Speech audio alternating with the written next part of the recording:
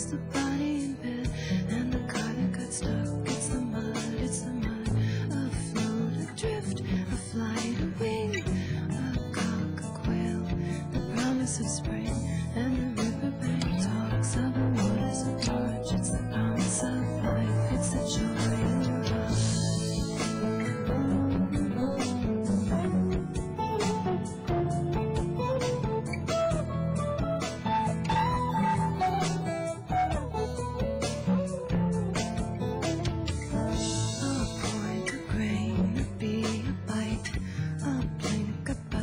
A sudden stroke of night, a pin, a needle, a sting, a pain, a snail, a riddle, a wasp, a sting.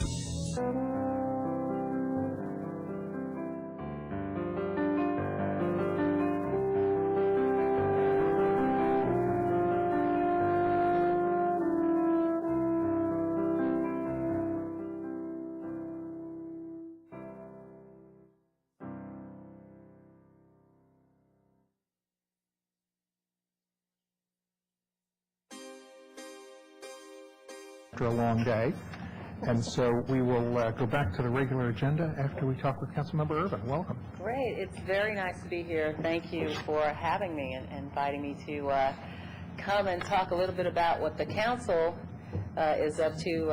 I said to Ben Stutz, who's here as my policy analyst, I said, I hope you have some Visine to put in my eyes because they're a little bloodshot. We've been up really early this morning riding the bus to commemorate and celebrate Earth Day, which is tomorrow. But we've been riding the Ride on Bus, and it's been very interesting and informative for us as policymakers to try out our mass transit system and really get a chance to talk to our constituents who ride the bus every single day.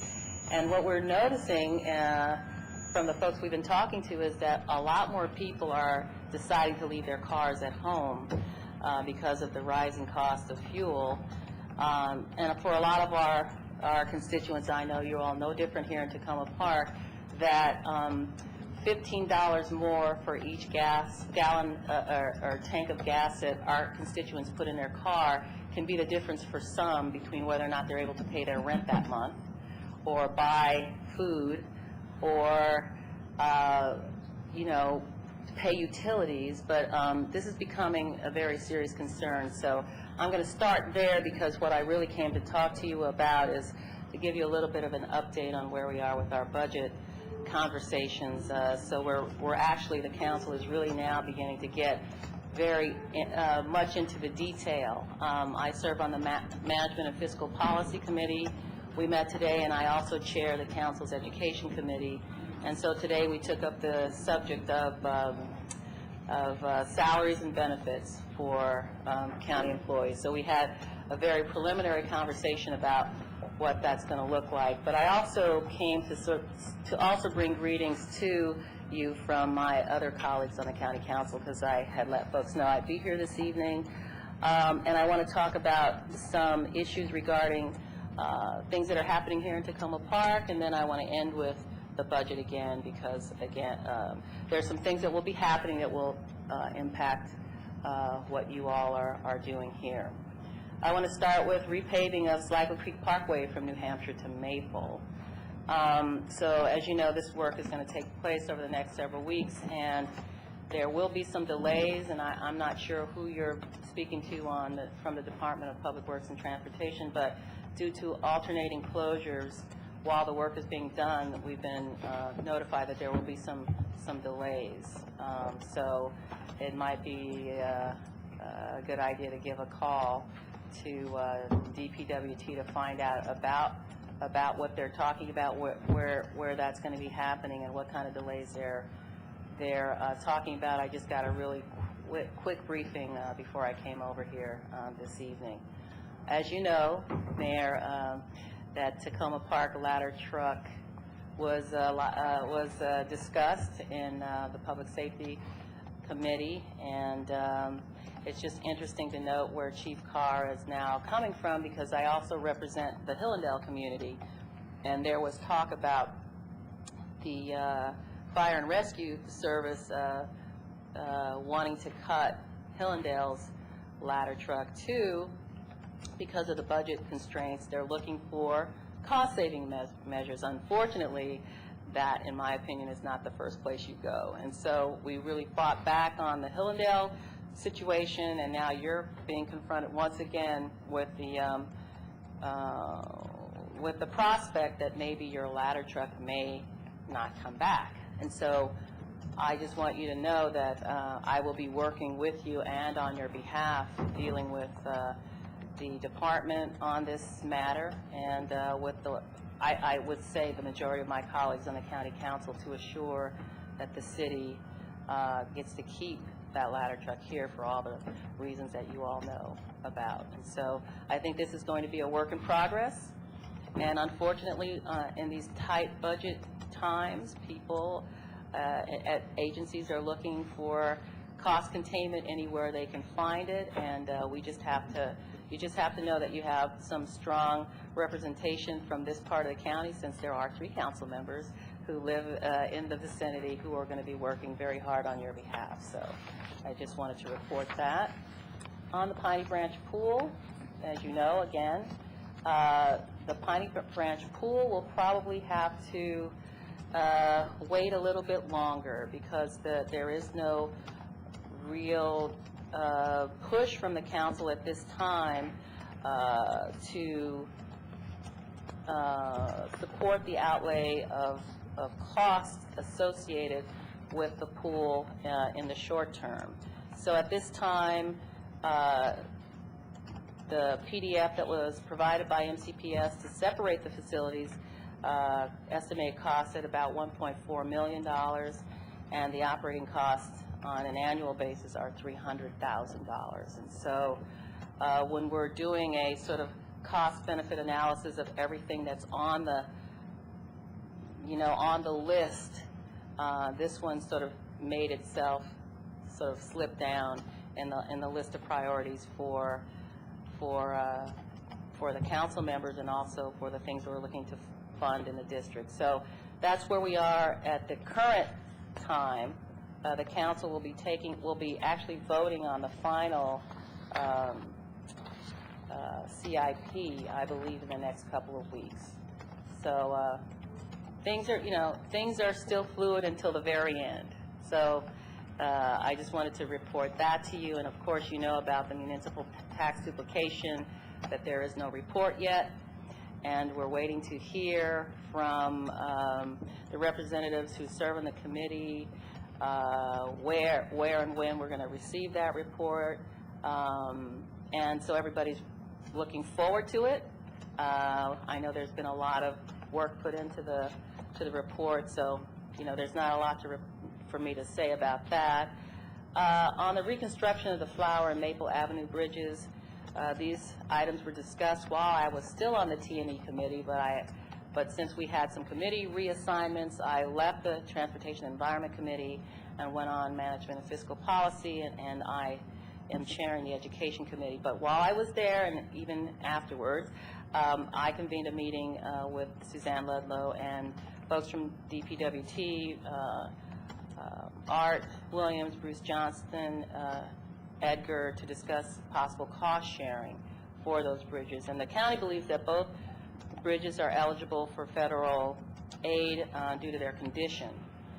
And there seemed to be a consensus that the Maple Avenue Bridge was a priority due to its proximity to the hospital. So the county executive is willing to provide $100K toward the $780K needed to access the $2 million in federal bridge aid. And as it stands now, the city would have to schedule the remaining $680K in its CIP to access the federal funding. So we want to be in some ongoing conversations with the city about how to proceed forward, because we would really like to be able to offer as much assistance as we can regarding the bridges. Some similar issues are happening in Kensington around their bridges, and so as far as that goes, we'll continue to have an ongoing dialogue between my office and you guys. Let's see. I will take questions, but other than what I've just laid out, I know that there's still issues regarding the Tacoma Park Metro, EYA development, and I recently met with Mr. Youngentab and asked for a meeting. I had been contacted by some of your constituents and my constituents about when and where might we be able to set up a meeting with them. Well, to make a long story short, my office has been in the process of setting up a meeting with Muriel Bowser, some folks from the state, who I'm forgetting, Mr. Percari, myself, your mayor, the developer, and I think that the developer wanted to just meet with city officials and state officials and not with community folk. Before he had a whole bunch of reasons for that. Since that time, we have tried to we've been trying to get 6 people's schedules arranged, which is not an easy task. And since then, Muriel Bowser has decided that she will not be attending that meeting. So I'm still working very hard to get folks at the table again. Now, I've been in office a year and a half, and since then, I've met with the mayor of D.C., Mr. Fenty, myself. Then we set up a meeting with the former mayor and members of your community with Muriel Bowser at their offices. We've sent several letters back and forth, as you all know. And so my approach here is to keep talking. I hope there is a reason to keep talking. If there's some place that we're going to find some common ground or some movement, I'm still hopeful. So we'll let you know, Mayor Williams, when we get that meeting set up. But we've been working on it for 2 weeks now, but everybody's very busy. So we're still there. And I think I will stop there. Let me get back to the budget really quickly, and then I'll close. We received the county executive's budget. It has a $51 million shortfall. I was going to say there's a hole in it. And we're still waiting to receive Council President Mike Knapp's marks, which we have not, which I believe will be very different from the county executives. This council went on record last week not supporting Mr. Leggett's tax increase, property tax increase. This council decided in the last meeting that it would, its choice is to not exceed the charter limit. However, we may. That still might happen, and there might be a combination of options for us to consider, that being one of them. Salaries and benefits are on the table. Everything's on the table. And so we really haven't gotten into the nitty-gritty of this budget yet, and those hard discussions, those hard conversations will be taking place in the next 2 weeks. So that's my report. I guess the way I'm supposed to schedule myself to come back is every month or every other month? We suggested that depending on how it works, I guess we were starting out thinking quarterly. You said, gee, you might like to do monthly. Yeah. I would suggest that maybe we try monthly. Let's try that. See how it works, Yeah. and remain flexible. No, I really appreciate the opportunity. I think it's really great. I see Ruben a lot. I've been seeing Ruben a lot out in the community. I see Mayor Williams a lot. I haven't been introduced. Well, I see Councilmember Clay, but I don't know, and Terry I know, but I don't know Councilmember Robinson or Councilmember Barry, and I'd like the opportunity, and the city manager, to get to know all of you, because our concerns are all the same, and we represent a large constituency we share. And so I'm very happy to be here. Thanks for inviting me. Well, thanks for coming. And I know that at one point there was some discussion about where you might hold your Friday afternoon office hours, and that we had volunteered Yes. some space. You're very kind to offer, because right now I have office hours in Silver Spring on Wednesdays and Fridays, but it's at Park and Planning, and they gave me a little tiny space to meet in, and I think it's really important that I have office hours in this part of the county. So I hear you have space. I'd like to take a look at it. And I have office hours in Wheaton and in Kensington. So if I can be in Tacoma Park, I would love to. Well, we'll make available whatever we need to make. Thank you very much. to And make if you sure we have- get you here. Thank you, Bruce. You've been so kind.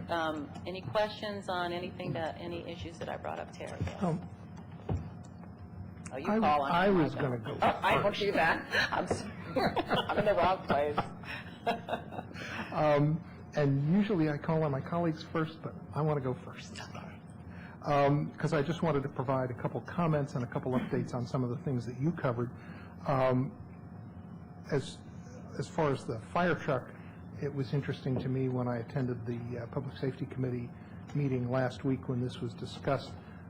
It was the first time that I had heard Chief Carr talk about that there were options to go with either an east-west alignment or a north-south alignment within Battalion 1, and that at this point in time he's chosen to go with a north-south alignment and move the trucks around to kind of string them north-south, as opposed to the way they had been, which was east-west, and with the east-west alignment, that gives us a truck. And it struck me that one of the shortcomings of his current chosen alignment is that it keeps the trucks away from the Prince George's County border and then causes the first due area right on up going north-south for a first due area to be assigned to Prince George's County for a larger area coming in from the county border. And that in many ways that is one of the big arguments that we have where we find this unacceptable, is that we know all too well that the Prince George's County response is set up very differently from Montgomery County's. They have different staffing requirements and they have a different method of dispatch, and the result is that it would give us a first due service that's a lot less effective, we believe. And so it struck me that thinking about how that alignment, why the choice to go with that changed alignment, and if that were to change back the other way, what changes that would require in other areas, in other battalions in the county. But I know that our understanding had been, at least verbally, that if the Silver Spring Volunteers bought their ladder truck, that originally our understanding was that the county would staff it. I can see from the resolution that the county council passed in June of 2006 that the county council did not make that commitment. But it's always been our hope that as the county concludes with the reconstruction of the new fire station here in Tacoma Park, that we'll continue to have the kind of fire and rescue service and equipment that we've historically had and that is necessary because of the many wooden structures, old wooden structures, and the many unsprinklered high-rises here, and because of that issue with response from Prince George's on first due that we find unacceptable. So I just I would agree with you wholeheartedly, and I know that on the Public Safety Committee, one of your own residents, Mark Elridge, serves, as does Council President Knapp and Councilmember Andrews, and I think that we need to keep them sort of where they need to be on this issue is very important. And I know in my entire district I have most of the unsprinklered apartment buildings in this district. So it's the public safety aspect of it are pretty critical, and we shouldn't overlook it. Yeah, and the county is finally in a position to see most of those, I think, 71 trucks that were ordered to deal with what hadn't been ordered for years, and then to have them all finally coming in and then start talking about taking some of them out of service. Yeah, it doesn't make any sense. And so I think this is such a critical concern for all of us that we need to keep ourselves closely attuned to what the conversations are, and I can avail myself to you in that way. Okay. And Councilmember Elrich also pointed out in that hearing, in that committee meeting, that it appeared that in the future there's nothing in the county budget that foresees a way of funding additional staff as the county opens new stations in Germantown and other areas up county, so that it sets up a continuing paradigm of pulling equipment and staff from existing stations to staff new stations, and that's no way to go forward. I completely agree. Thank you. Then I want to touch on the bridge issue. I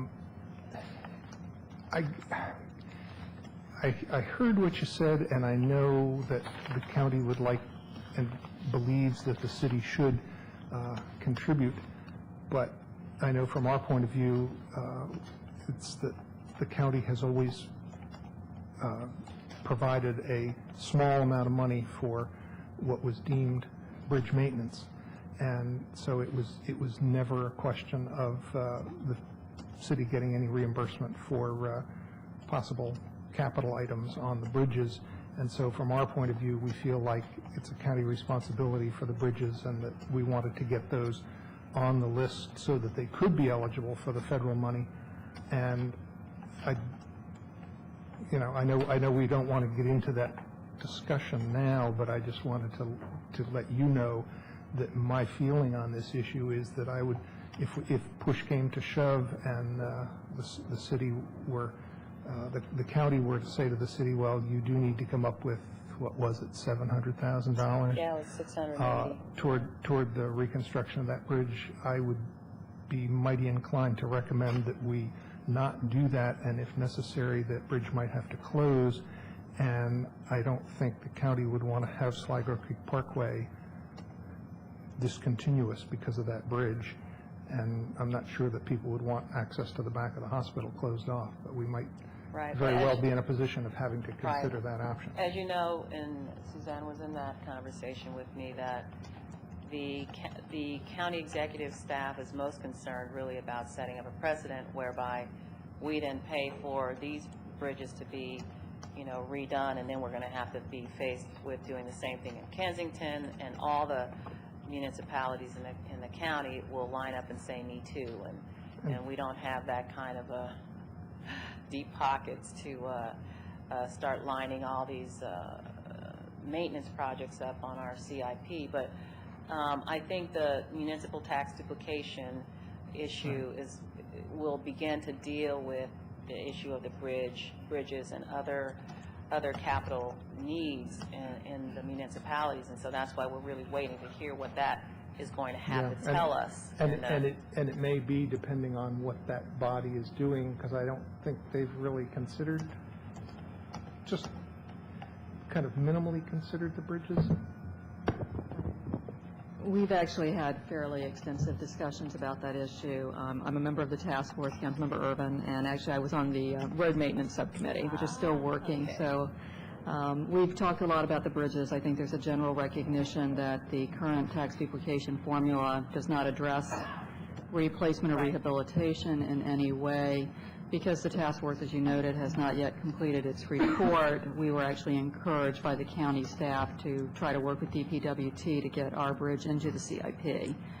I think the discussions today, while the report has not been finalized, there's been a number of options kicked around, including perhaps some type of county grant program to aid municipalities, but that obviously remains yet to be resolved. So it sounds like we're all waiting with some interest for the report of that committee. Most definitely, and I think my position here is to do all we can to address these bridges clearly in Tacoma Park and wherever else they may be. So I think we're a long way from an end game on this, so we're going to work it through. And I'll just observe that where the county doesn't have deep pockets, the municipalities have been short-feeded. That I know.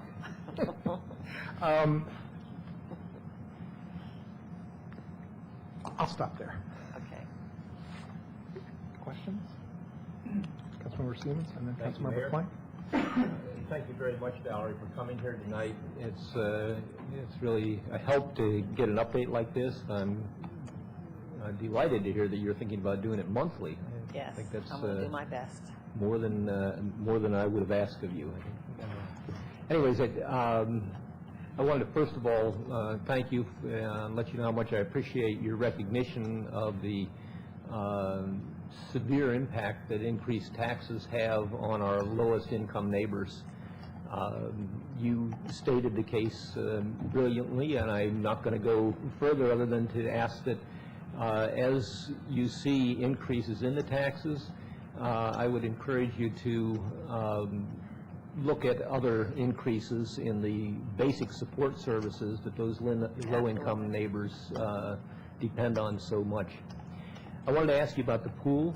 I know you talked about the high-price solution and the lack of money to do that, but really the interest in the community is to keep the pool open. And obviously at this point, with the price estimate that we have for isolating the pool, it sounds like it's probably out of reach for this year's budget. But is there some discussion of kind of the lower price solution, which is to keep the pool open and work with the city so that we can help with some of the outreach to make sure that it is used sufficiently? It was brought up in the Education Committee about 3 or 4 weeks ago about a solution to keep the pool running. And we didn't reach any resolution to that. I think the conversation is still open, like I said before, since if we're able to keep the pool open, we don't need any capital outlays that I know of. It will just be operating expenses to keep the pool open. So the question is, who pays for that? And so, I mean, I'm all ears if you have some suggestions about how to proceed on that. I think that is probably a doable option. You just have to figure out how it's going to work. So, I mean, I'm all ears if anybody's got any suggestions about how to take that on. Okay. I'm not sure that in the middle of a council meeting is the right way to go about doing No, that, but not- maybe we could meet with you. No, that's why offline and I'm offering that as a suggestion for if you have some ideas, you know, how to find me, and we can continue the conversation. But it sounds like you're thinking about some options. I hope we're all thinking about those Yeah. options. Thank you. So, yeah, I would love to talk to you about that. Thank you. And it might be easy to do if you have some office hours here. We can run in and talk to you. Right, well, we'll work on that too after the meeting. But I Councilmember- appreciate the offer. Councilmember Clark? Thank you for coming, Thanks for having me. and thank you for all the support that you've been providing to the various constituent issues that I toss your way. I know. You keep me busy. I know, that's good. One of them that I've tossed your way is that, we had a sexual assault in my Oh, yes. ward, and I know that your staff has been very helpful in working with that person who's interested in the issue of the forensic nurses. Yes. So the issue is that if somebody is assaulted, they have to go to one central place, which is in like Rockville. So when it's 3 o'clock in the morning, you have to travel across the county to get to this one central place to engage in that service, and then return home, and that's really difficult. And this person is interested in seeing a return to having those services dispersed out across the county, and is continuing to run into roadblocks. Although you've been very helpful, I think we're not kind of getting anywhere at the executive office level. So, Well, there is going to be a solution, and it won't just be for that one issue, but what's happening now in terms of service delivery is that it might be easy to have the service delivery all in Rockville, according to those folks who run the services. But for those folks like us who live at the furthest end south of the county, those services can be placed in like the regional service centers. There are models that we're looking at now to just disperse services to where people are and where people need them. And I think that that's an ongoing conversation. We're trying to get the executive branch to really buy in to the fact that we need the services where people are. Again, I've been riding the ride-on bus and the WMATA buses, and I can't even tell you how difficult it is to have to watch people who get on the bus at 6:30 in the morning. They work maybe 2 jobs. They might not get home again until 9, 10 o'clock in the evening, and then they're expected to go home and take care homework or see their children and take care of things, but they can't get anywhere unless the bus is nearby, unless there's a route for them to get on and off. So we're really trying to figure out a way for county government to really hone in and focus on making sure that the service delivery is where people need it to be and not vice versa. And so that's an ongoing conversation. We're in a meeting, Ben and I, before we came down here, about county services to families who need vouchers for childcare. They have to get on the bus and go all the way up to East Goody Drive to get their voucher. Makes no sense, and then they wonder why nobody's accessing the service. So it's sort of the same kind of thing. Yes, we do need forensic nurses this side, down here in our part of the world, and we really are working on that. I know a member of my staff has been in touch with the woman who was a victim, and we really are trying to work with Department of Health and Human Services to really respond to the need not only of this woman's particular case, but others, unfortunately for women who have to go very far to get that service. So I appreciate the call and hearing the story. I didn't know much about it, so we've really gotten ourselves versed in the issue, and we're working on it. Well, and she's willing to tell her story in a public forum, which No, is she's really brave. Yeah, I think, to the extent that could be helpful. We have a host of other issues that are related to pavement. You're the pavement lady. I am. I'm the pavement person. I don't know how I got this job, but I am. So the county is about to put pavement down on Sligo Creek Parkway, which is great because we've been waiting for 2 years for that to happen, and I appreciate that. But WSSC is also about to rip it to shreds. So even though I really appreciate that the trucks are lined up and the signs are out there, you might want to wait just a few more months until after WSSC finishes ripping it to shreds so that there's not a new pavement with the ripped to shreds part down the middle that they've put a really poor quality patch on. Well, Ben, you're talking to my aide, Ben, who does he's the road guy. So Good. I'm sure Ben can get with DPWT and find out what that And if I can just add in there, I had the same concern, and what I heard back from staff was that it seems there's some coordination there, and the sense was that there isn't going to be paving of the area that WSSC is about to tear up, but We'll find out about that. Yeah, so they're tearing up from Heather to Jackson. And so I wasn't able to get an answer as to whether or not they were going to spare that part until it was done, but Okay. just so you know. Thank you. In that same area, I think at about the same time you got elected, or just after you got elected, the paving moved from Montgomery County Park and Planning to County Department of Public Works. I know much more about paving than I ever really wanted to know about paving. Before it was moved, there was a process where Montgomery County Park and Planning laid out these big crosswalks, and then my predecessor, Heather Mazur, went and talked about having those crosswalks be installed as speed tables. And that's what's listed in the plan, but I've never heard any confirmation that now that it's moved to Public Works, that when they replace it, they're actually going to install the speed tables, and I would like to know about that. Okay. I would like to point out that in that area of Sligo Creek Parkway along there, there are a lot of driveways. And I have been looking as I go back and forth in other parts of it, and there's really quite a few driveways in that area. And people talk a lot about not being able to get in and out of their driveways, and there's a lot of strange corners and curves. And last week while I was gone, one of the 6-year-old boys skateboarded down Aspen Avenue and into the rear quarter panel of a pickup truck. So there's a lot of activity in that area. I know that my Girl Scout troop leader lives on that corner, and she's been walking the kids every once in a while, like up around to the nursing home that's there along the parkway, which just really makes me nervous. So it would be great if very visible crosswalks, and I don't know what the speed table plan is at this point, but I know that at one point that was part of what was in the works. Okay.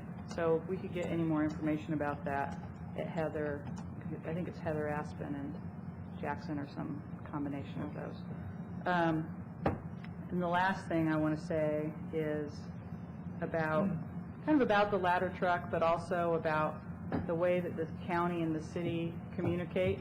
I always have a really good relationship talking with you, and I love talking with your staff. They're always very helpful. And when I talk to them, I feel like they understand the city-county relationship. But a lot of people that I talk to at the county don't get it. And I think maybe the bridge would be a good example of that. Like the idea that we would pay some portion of the bridge, it's really hard for me to go back to my constituents and say, well, you know, the county gives us $16 a year for the bridge, and they think that that means then that we'll take on the $1 million repair cost.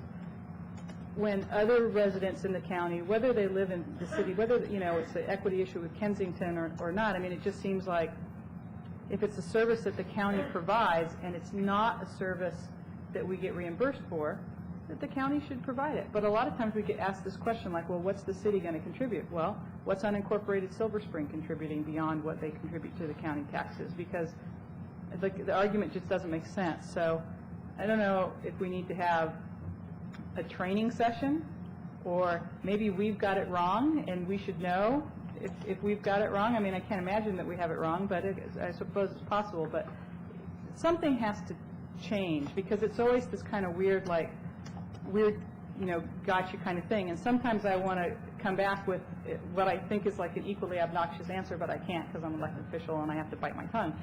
But it's kind of crazy. So to the extent that you could help with that, with your colleagues, and I know you do help, but it just seems like at some point we have to message this. And the ladder truck, I think, is another, to me, it's like another slap in the face at the city. And on the part of the chief executive's office, a really disingenuous way to do business with the city, to remove the ladder truck. I mean, we have all these conversations. We talk and we talk, and we've agreed. We've got this good sense that we have this agreement, and we find out going to a meeting, oh, well, the ladder truck's gone. Oh, well, this is going, you know, we're going to do this realignment, and then we don't hear anything about the ladder truck, and somebody has to say specifically, well, what does that mean for the Station 2? Oh, well, actually, that means that, yeah, your ladder truck's never coming back again. That's not okay. And well, I know think, it's not you. Yeah, no. I'm not even being defensive about it, because I agree with you. Wow. I mean, I've been at the council a year and a half, and I think the right way to do it is what we're doing right now. Yes. Like, let's model the right behavior. Let's say that council members and members of the city council can meet on a regular basis and have a dialogue, and you understand where I'm coming from, I'm going to understand where you're coming from. But even for me, a council member, I don't even get notified. Part of my job is to represent your citizens too, and so I'm always I'm always having a problem getting information that I should automatically get a CC of a letter that has to do with the ladder truck. I should have known that. I didn't know it until I heard from the mayor. I mean, things like that. So I'm frustrated too, because we're all here trying to do the best job we can for the citizens we represent, and I think it's going to require us to sort of model a new kind of a behavior and really force the issue. That's what I think. And if I can add there, that I was heartened at the discussion that we had last week with all 8 current members of the county council and about, I don't know, 25 municipal officials with the annual meet and confer, and it was the best one of those I've ever been to, and I think there was pretty general consensus that it was the kind of conversation that needs to take place and needs to take place more often. And if that continues, that will help as well. Yes, I agree with you. I think we should have those more often. Yeah. We missed you there because it was great. It was a great back and forth conversation. It was very open. People were being really honest about all the challenges that we all have to face in our day-to-day work. And so it was really helpful. Well, thank you for everything. Thanks, Yeah. Ellie. Appreciate it. Any other questions? Councilmember Smith? Yes, I just wanted to actually echo my fellow council members' comments. And not to repeat what they've said, I'll skip to the one remaining one that I have, which is I really appreciated your coming to the Housing Forum a little while ago. It's a tremendously important issue for people in our part of the county, as you know. And I had a occasion to talk to George Leventhal last week about the sort of affordable housing kind of thing, and he was very interested. I don't know how supportive he would be. You know, was fairly non-committal, but he was very interested in Mark Elrich's rent stabilization proposal for the county. And I urge you to, take a look at that, work with folks on how to do something really serious to deal with the affordable housing in the county. As you are well aware, it's disappearing at a rapid rate. We need to do something. And if Elrich's proposal will do it, great. If there's changes you need in it, and if there's anything I can do, Mark is an old and trusted friend of mine. I can bend his arm. If you need a voice through that, I really hope we can work on something on that. Well, obviously, this district has a very big need to do something dramatic, I think, about the rising rents all over the county, but specifically in this area. And I have a personal relationship with affordable housing because I lived in it for many years, and it was subsidized, as a matter of fact, as a single mom with 2 young children that I raised. So for me, it's very personal, but I also don't know a whole lot about the proposal. I mean, the proposal came over to us. I kept looking for a bill. It wasn't a bill. It was just some thoughts about, thoughts about it. And I think as Mr. Elrich gets more clear about what direction he wants to go in, my door is open if he's going to sponsor some legislation. The way you legislate is by talking to people, and I have not had a conversation with him yet. I'm looking forward to that because I believe that there are a lot of things to look at. I might not be with him 100% philosophically, but where I am is I care deeply about the low-income community that we all serve. I think that they are left out of the larger conversation in this county about budgets and about rising costs and taxes and adding on more taxes as if it only affects homeowners. In some ways, it disproportionately affects those of our families who rent. And so I understand all that. And so I don't have to have I don't need to be twisted into a knot over it. I just want to make sure that we're providing those families with what we say we're going to provide them with in a way that doesn't hurt them in the long run. And I said that at the housing conference. Yes. I am sticking with my story, and I would love to sit down with Mr. Elrich and have a longer conversation. Okay, well, I will see if I can facilitate some of that, because I think what Mark had in mind was to just get a conversation going. Tacoma Park obviously is an example of one kind of rent stabilization. Yes. It's not really a model for the rest of the county, but there are some things, there's some lessons that could be learned from it, and the only way to move forward is, as you were just saying, have those conversations. Yes, no doubt. So I do appreciate your comments and support on at least that part of it. Yeah. I'm wide open to it, so really. let the conversation begin. Yep, let the conversation begin. Thank you. Thank you. I'll just say it's very nice that you came down and welcome. And I look forward to getting to know you better. Me too. When you're down county here or not. Or in one of those offices over there in the building. Thank you very much. Okay. And thank you very much, and thank you also for your effort at making your staff available. I've seen them at a number of meetings on a number of issues, and it's been very helpful to establish relationships with them as well, and they understand some of our issues, and we're all too familiar with the current budget difficulties. Yes. We're heading into our budget discussions as well, but I think this is definitely the way to go in terms of these conversations, and whatever we can do to make it easier for you to come down here, and Well- whatever we can do to come to Rockville and not only advocate for what we need to, but also any time that we can be helpful in providing support to you for any initiatives that you have, we'd be happy to do Oh, that. I appreciate that. So I'll just be seeing you in May and June, and we'll be in touch. Great. And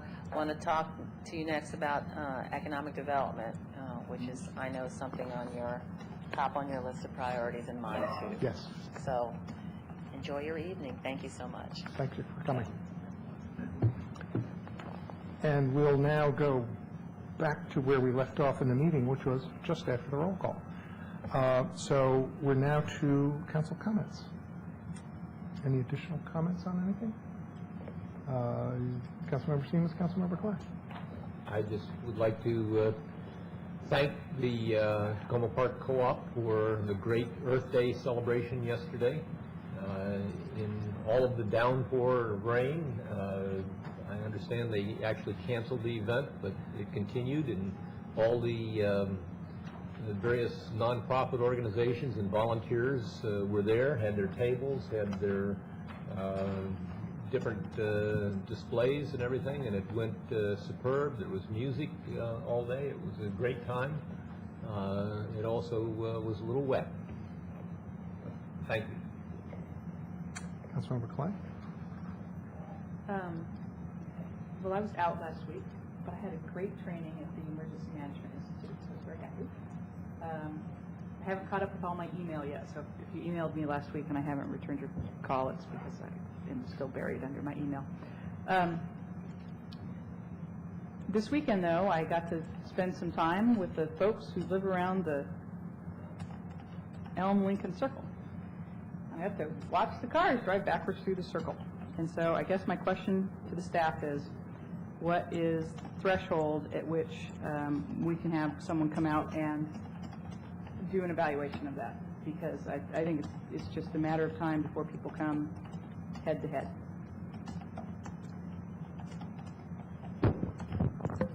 As I've mentioned at prior meetings, I've had representatives of the police department, public works, and the planning staff all go out there, and basically they've indicated that there is nothing from a design standpoint that is wrong with the configuration of the circle. It's merely just a matter of folks not obeying the signage and the traffic regs. We have had the police department have a regular detail. I think Chief Rakucci has shared some of those stats in terms of individuals who've been cited. Certainly would be happy to sit down with you, Councilmember Clay, but those are the activities that have taken place so far. Seems like the planning department, we discussed this when the circle was first developed, and the planning department took pains to develop a circle that you couldn't drive backwards through without kind of having to sort of go back and forth. But you can see, you can watch it. You can watch them go through it. Those who choose to go through it backwards do so pretty quickly. Now, the good news is that many fewer people speed around the corner there than used to before the traffic circle was put in. But the few that do it is something. I've taken to following them through the neighborhood. They don't actually stop in Ward 2. They move on over across to the other side of Lincoln into homes and apartments in that area. Okay. And then the other thing is back to more pavement, because I guess I'm the queen of pavement. But I've gotten many more complaints about Carroll Avenue and the potholes along Carroll Avenue all the way, well, just Carroll Avenue all the way through, essentially, to Columbia Union College.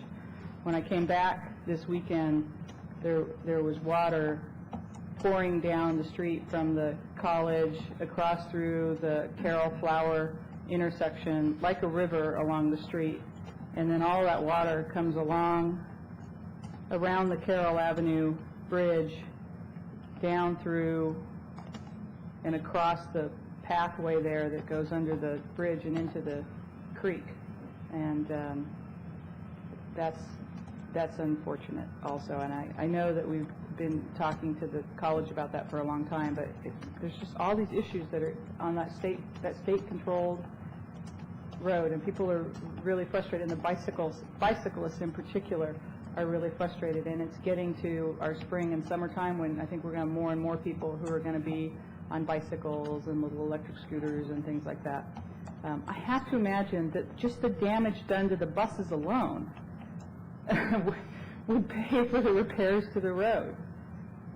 So I don't know if the staff could expend any energy trying to get the state to address and clear those potholes. It would be great if they could.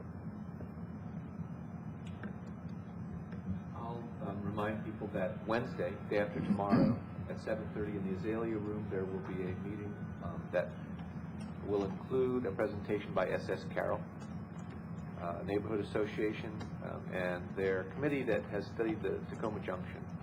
And I encourage anyone in Ward 3 or anywhere who has an interest in the junction to come and listen to that report and the ensuing discussion, which I think will be lively because people already are forming opinions and educating themselves about some of the options for traffic and development after the firehouse is finished as we look ahead. We'll also give a stab at looking at the proposed budget as we have it now. And that'll also be an opportunity to educate ourselves a little bit on the budget. So I hope that people can come day after tomorrow on Wednesday night at 7:30. Thank you.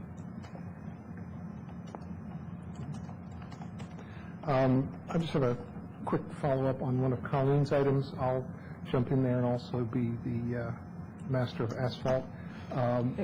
One of the areas that was of concern to me for State Highway to look at is as you approach the Flower Avenue intersection, I'll call it inbound, coming from University, and you get about 2 or 3 car lengths from the stoplight there was a monster pothole that was full of water that could have swallowed small cars. Maybe Mini Coopers could have disappeared in there. And that was just it was just added to the number of large potholes that I know the city has constantly refilled over across from the entrance to the hospital that I talked about a couple of weeks ago. It just appears that with this volume of rain this weekend, I'm sure State Highway has a number of potholes to fill in a number of places, but if we can be the squeaky wheel rather than the broken wheel and see if we can get some kind of commitment from them to pay closer attention to potholes, particularly on that stretch of Carroll Avenue for emergency equipment, for ambulances going into the hospital. I can just imagine somebody in an ambulance going into that pothole. It would not be at all helpful to their situation, so I think that needs some immediate attention. I also just wanted to remind folks that this Saturday, the 26th, is the Tacoma Foundation Azalea Awards at, I believe, 6 o'clock here. Also, the reminder that the Tacoma Park House and Garden Tour is coming up on May 4th. And that's all I've got. So the next item is any update that I can provide on additional agenda items and scheduling update. One thing I wanted to point out is that we have an upcoming agenda item for next week, hopefully an update from the Independence Day Committee.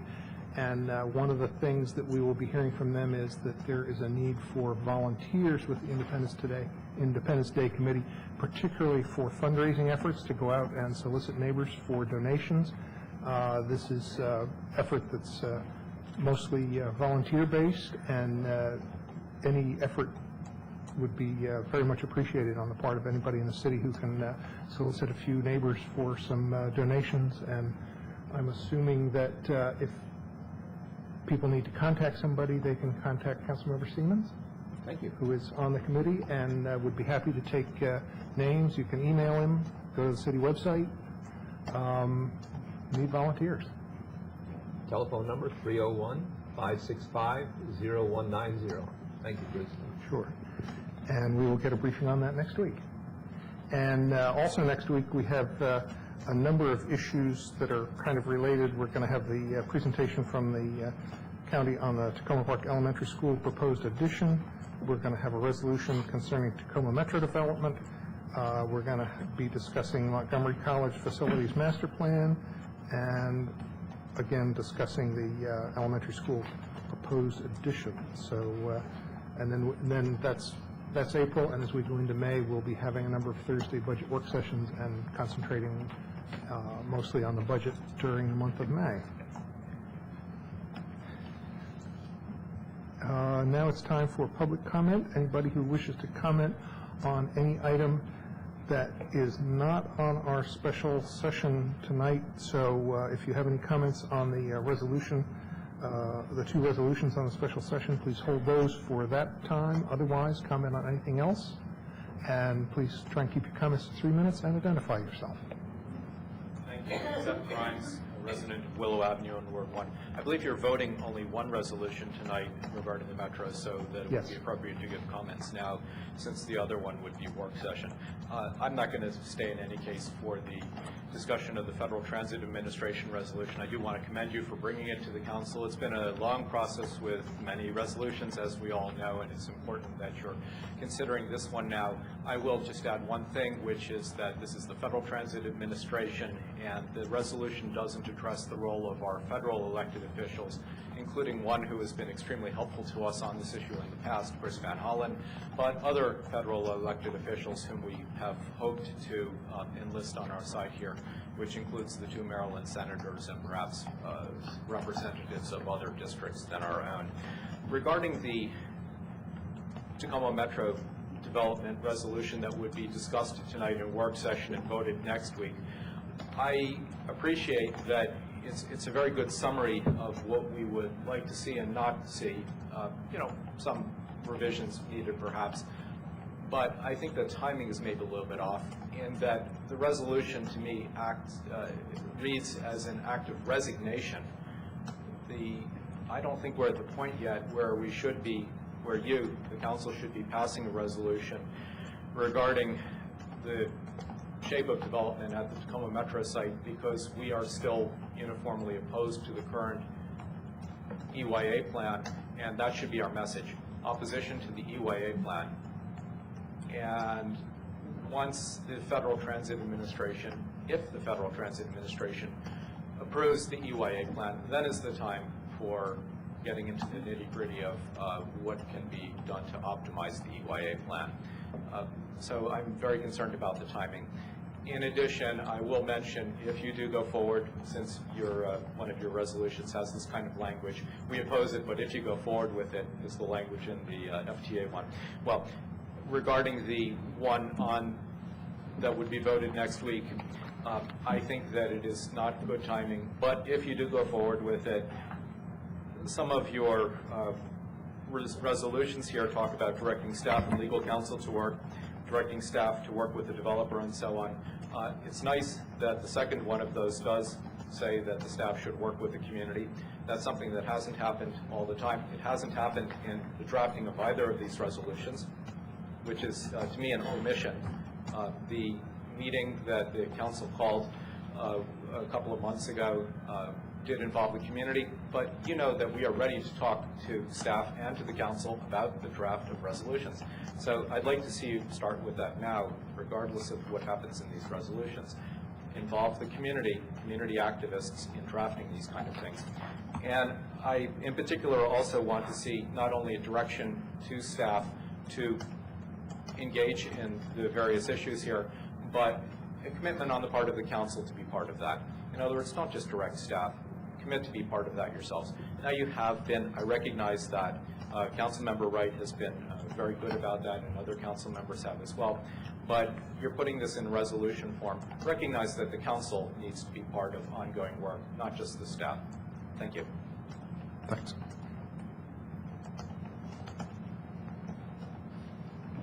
Good evening. My name is Dr. Dwayne Meadows. I moved to Tacoma Park about a year and a half ago to take a job with the federal government from Hawaii. It's been an unmitigated disaster from day one. Problems with my landlord. 3 months into it, I entered into the COLTA process. Every staff person I've dealt with has been an utter disaster. I submitted to you all 10 days ago a 3-page letter documenting a series of 20 accusations. I'm not going to go over that this evening, ranging from failure to follow your laws, failure to follow the internal policies of the process, outright incompetence, and even corruption. I submitted that document. I was promised a response from the mayor last week. That failed to occur, so we can add that to the accusations, and I will continue moving this up the chain because nobody seems interested in what's going on with landlord-tenant affairs in Tacoma Park. Thank you. I'm taking written documents. Thank you. Thanks for your comments, and people will get back to you.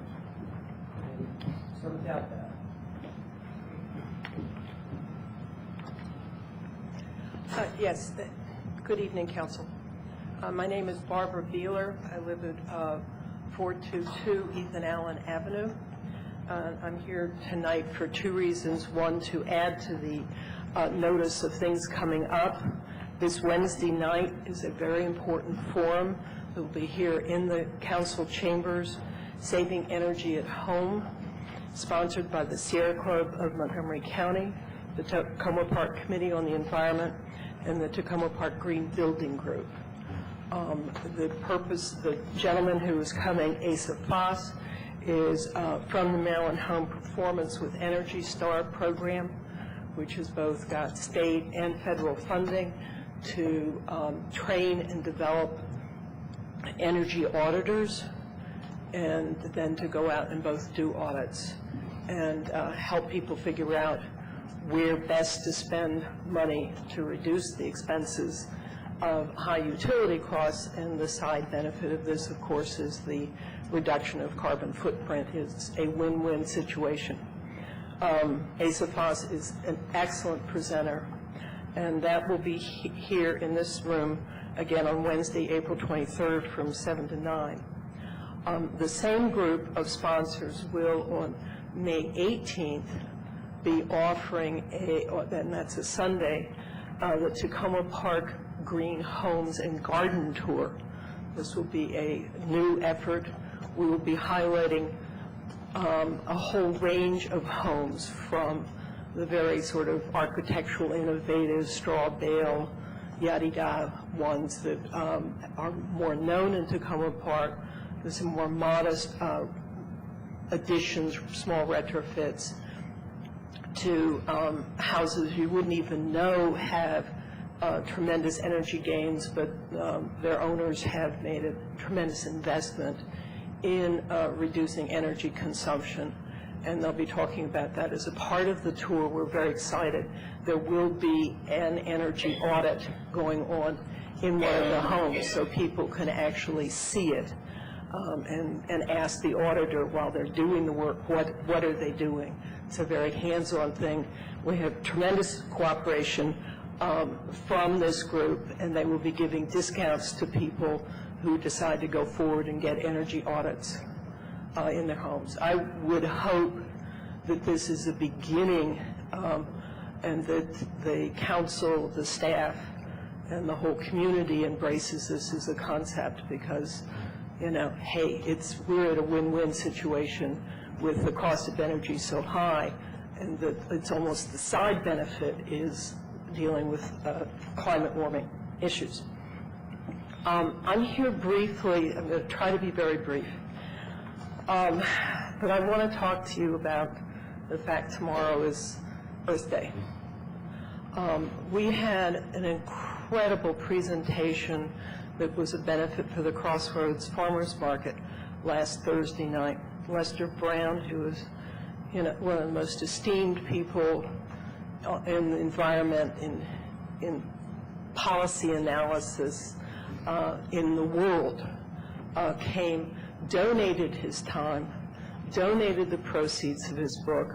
I don't know the net result of the money raised, but this was an amazing evening, and I'm in some ways sorry that it wasn't done here and videoed so that the public could have seen it and had a greater opportunity. Lester Brown's new book is called Plan B, and he outlines in great detail his analysis of all the global warming challenges we have. He basically says we've got until 2020 before things really tip over and there's almost no return. It's serious, and that he basically talked about 3 areas where he believes that actions can be done now. It's not wild technological things. He basically said his 3 areas: wind power, energy conservation, and trees. Those are all very simple things to do. Really, we can do it today. The underlying problem of embracing these at the international, national, regional, state, local level continues to be the problem of lack of political will. And I'm just urging the council to rethink its role and to take the leadership for the citizens of Tacoma Park. I can't imagine a group of people who are more anxious to be in the forefront of the environmental solutions side of things. But we really aren't there as a community. And again, I think it really starts in this room with you and forming the political will. Wind power.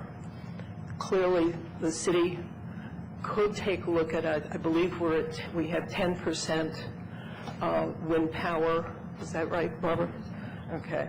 I understand there's some cooperative buying, and that's we're capped at 10, and we're pretty lucky we even have the 10%, but I understand.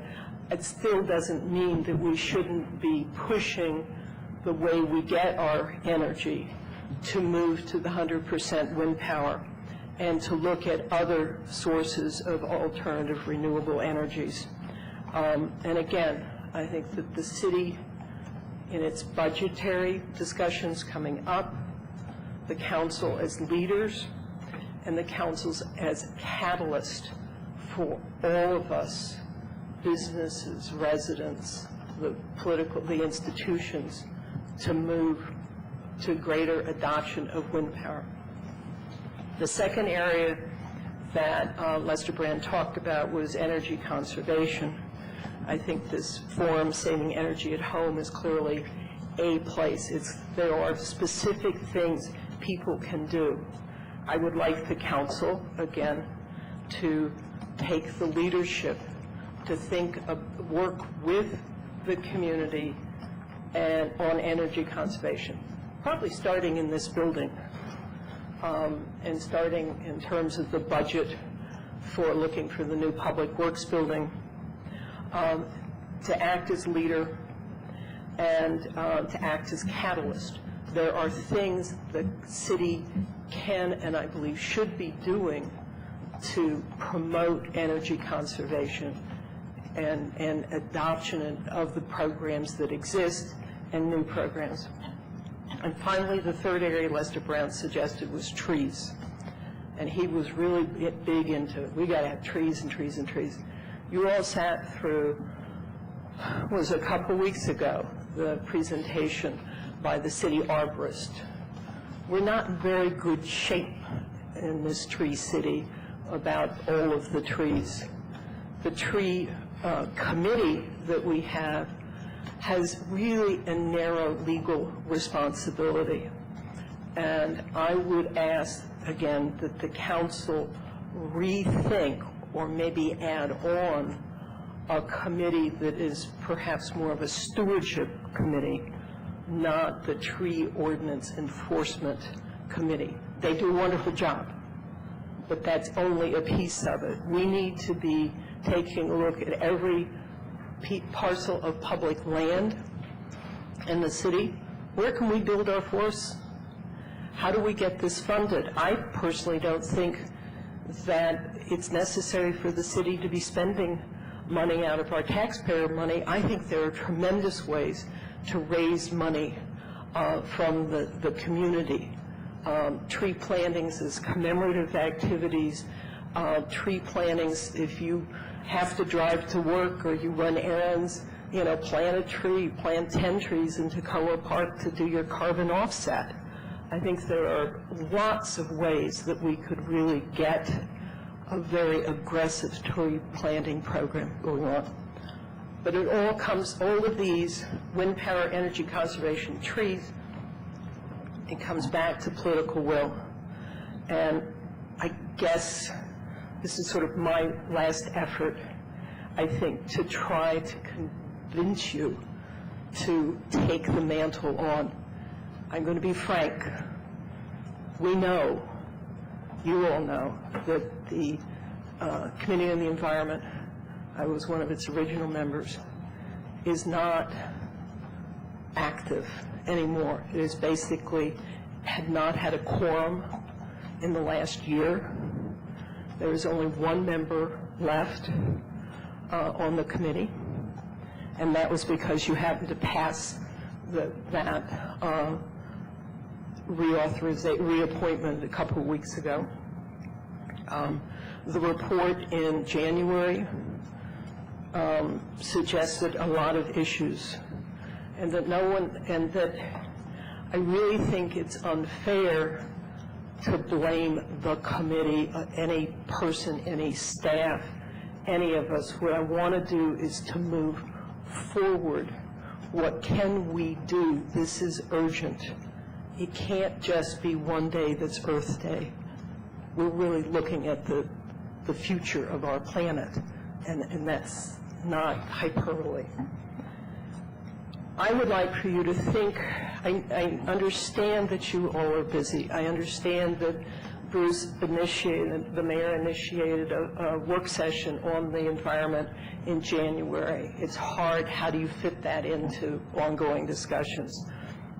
There have been discussions about priority setting. There have been discussions about committees and the relationship of the council-appointed committees. I would like to recommend that the council think and act quickly on the following, is to create an ad hoc working group to research, study, talk with people, look at other cities, look for best practices, and report back in 6 months to you or earlier with their recommendations as to what the council and, by extension, staff what should we be doing in Tacoma Park on the environment. I think Lester Brown has given us a place to start, but it's what is the relationship? How do we make this work?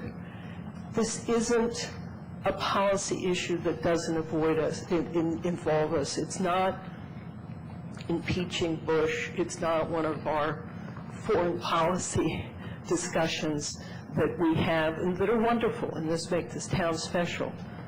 We've really got to bring this home, and we've got to get people involved because it's the right thing to do. Thank you. Thanks.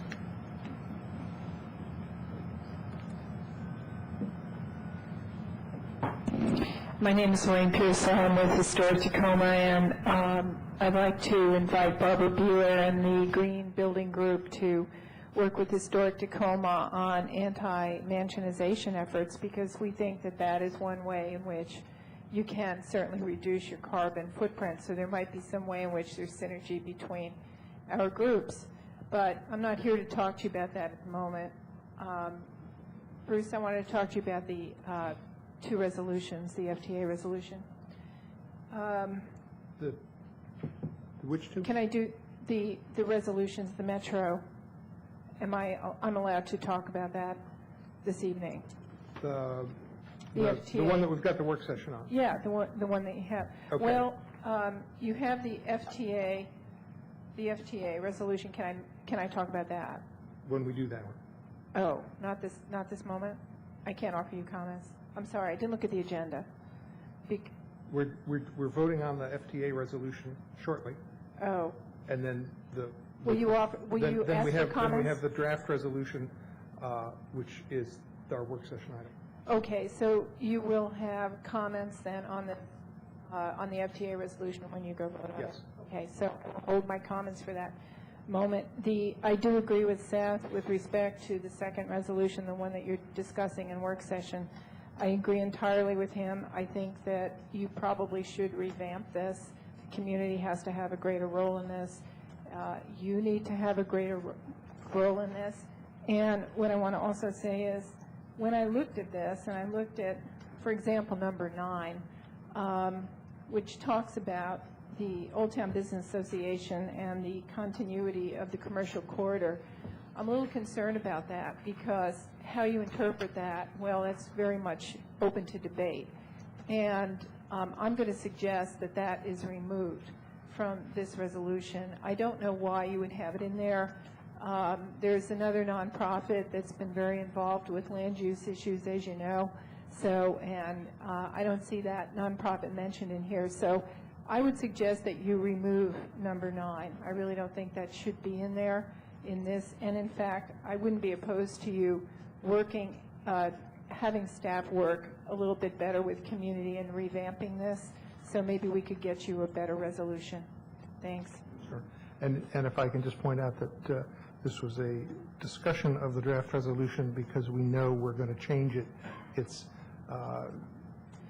as it was put together, staff said, you know, here's a whole bunch of things you do need to change this. I think I'd like, if we could have another crack at it or something. Sure. Okay. That's why we're discussing it tonight, so we can get input.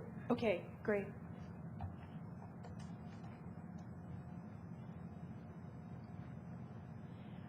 Hi, I'm Sarah Green.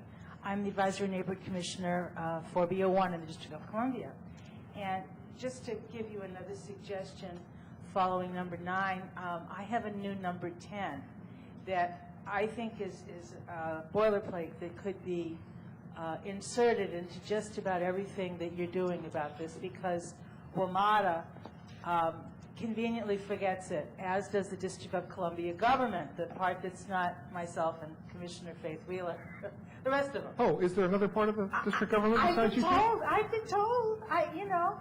They certainly don't consult me enough, I can tell you that. Okay, number 10. This would be my draft language. Given that over 90% of written and oral testimony from both Maryland and District of Columbia residents at WMATA's October 2007 compact hearing opposed the EYA proposal. We have to keep hitting again and again the fact that what we are dealing with now is not a proposal that has been supported by the people who pay the bills. Apparently there are staff people who like it and developers who like it. I'm not sure who else likes it, because I have not met very many of them. There are very few. And I'd like to see that point, you know, woven into any chance you have. And I thank you. Sure. And I think we get the gist of your comments, but if you have a copy of it that you can give to the clerk before the night is over, that might be helpful. Thanks. Hello. Hi, I'm Megan Scribner on Willow Avenue. I have comments on both resolutions, but I'll just do the first one now, I guess. Sure. And I have them both on one piece of paper, so I'll give you that piece of paper after I get to say the second part. So I appreciate seeing the resolutions. I'm glad things are moving forward. I think they're a good start, though I do agree with Seth that I think we need to be as strong in opposition of the EYA plan at this moment as opposed to going forward with this other resolution at this point. If you do happen to go forward, I urge you to be as proactive as possible, both in terms of the charges to the city staff and to the city council in terms of what they do, and in terms of the language. For instance, in the resolution where you're under the be it resolved part, the second be it resolved, you say this council directs city staff to work to ensure that transit not be reduced. The next one, you have city staff should work with developer to encourage a proposal. The difference between work to ensure and work to encourage is to me, huge. And so I just would advocate that the language be, if you do go through with this at this point, or even later on, that the language be very, very strong all the way along. And the other part, I also talked with Chris Simpson, who's on Cedar Avenue, who could not be here tonight. One of the other things that we were looking at was the fact that the council and the staff and the community, well, the council and the staff don't always seem to be quite on the same page about the when and wheres of things, and that it would be great to have the community involved as much as possible, that we would like to add a part to the resolution to be it further resolved that the city council directs staff to exercise caution in its dealings with the developer, the District of Columbia Office of Planning, and others, so as not to commit the city to any course of action without prior express approval of the council and community input. So just to make sure that as things go along, because there's a lot of conversations going, that it be strong as possible in rejecting the EYA plan, and if things get moved along, that they're connected through to the council and the public. And then I'll have something on the other one.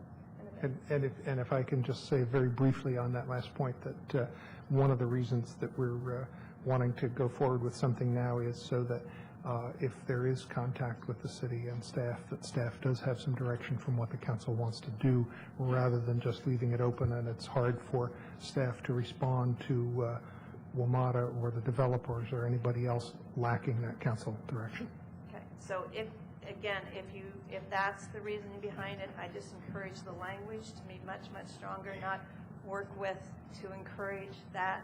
Looks like we're just laying back and letting things walk over. So I think language is really important. Okay, thanks. Good timing. My name's Sabrina Barron. I'm the president of Historic Tacoma.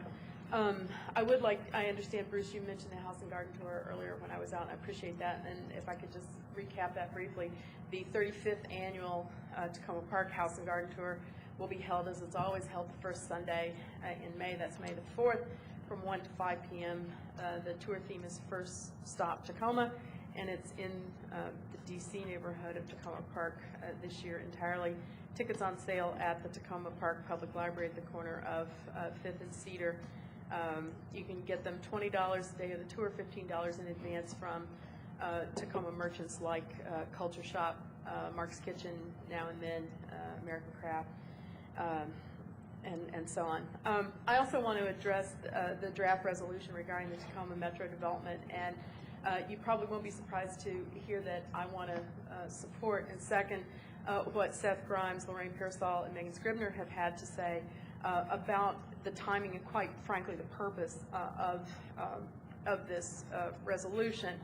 And also, I'd like to echo what Seth said about the tone of resignation that's here. I'd certainly like to see this a lot more proactive, a lot more activist. I'm one of those dinosaurs who does not believe that activist is a dirty word. I am an activist, and I'm proud to be an activist, and I would like to see the city maintain its activist stance and activist reputation. I'm concerned, as some of us were concerned from the start, that the very, very misguided survey on the Metro site that went out is going to have a lot of weight, and there's a significant paragraph on the cover sheet here. You know, it's not statistically significant. It's not statistically relevant, the return, but oh, they're so lengthy and they're so thoughtful, so they're being given great weight here. And I would encourage you not to take that step. Councilmember Wright, who's unfortunately not here this evening, very strong reservations about that survey. Like Lorraine, I'd like to see the historic element of concerns about this inserted. You talk about the 12 Tacoma Park, Maryland homes that are going to be impacted. Those homes are important because those are some of the oldest, some of the first completed homes in the Tacoma Park development. Ida Sumi, B.F. Gilbert's close personal friend, Enoch Maris, the first postmaster, lived over there. It's very, very important. In those terms, the heart of the old original historic business district. I would recommend that you mention statistics about the proportion of riders from each jurisdiction that come from the station. I understand it's about 50-50, and I think that's a pretty powerful statistic. The station serves not only Tacoma Park community, but it serves a fairly wide area. People from as far as Four Corners come and use the station here. I would strike the clause about DC home rule. That's a red flag that does not need to be waived. I'd like to support what Seth had to say about the council stressing its own involvement and its own commitment, as well as the commitment of city staff, time, and resources. This is a political issue. This is not an administrative issue or staff issue. It's a political issue. And as our political representatives, you need to be actively engaged in this. And I personally believe that you can make more headway than staff negotiations have made thus far in this issue. Again, I see lots of places where historic needs to go in. Lorraine, absolutely right about the fact that another nonprofit has been very involved in this issue from before day one, and the reason Lorraine knows is because she shouldered that burden. She carried that work forward. She kept this issue alive. She kept the concerns of taxpayers and residents alive in this. And there are other concerns besides the concerns of the business district and the business association that need to be included here. I'll be happy to provide some of these comments in writing. I'm very relieved to hear that this is under further consideration and will undergo further revision. Thank you. Thanks. Any other public comments?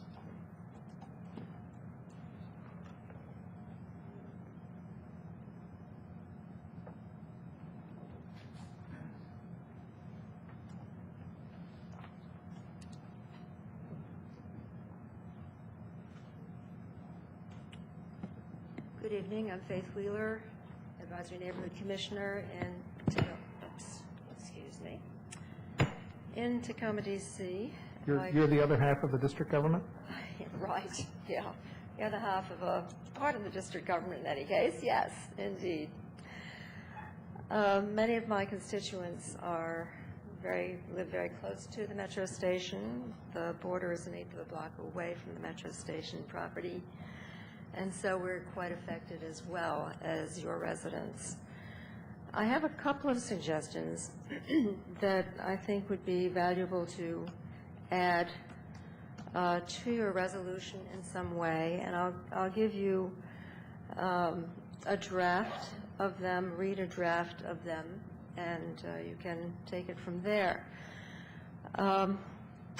One, whereas the WMATA Metro Rail system will be at capacity within a few years, which will require alternative modes of public transportation be made available, such as greatly increased bus and van pool service. That, of course, complements the whereas that indicates that they have proposed to increase the bus bays by only one. Completely inadequate. Also, whereas according to Title VI of the Federal Civil Rights Act of 1964, as well as subsequent federal directives, federal programs may not discriminate against minority groups, low-income populations, or disabled people.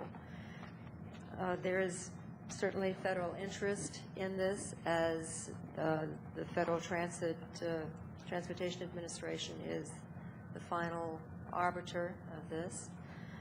And as we know, generally, bus service, in general terms, are used by people with lower incomes than higher incomes. That may well change. I think it really needs to change, but that's an element that I think is important to consider.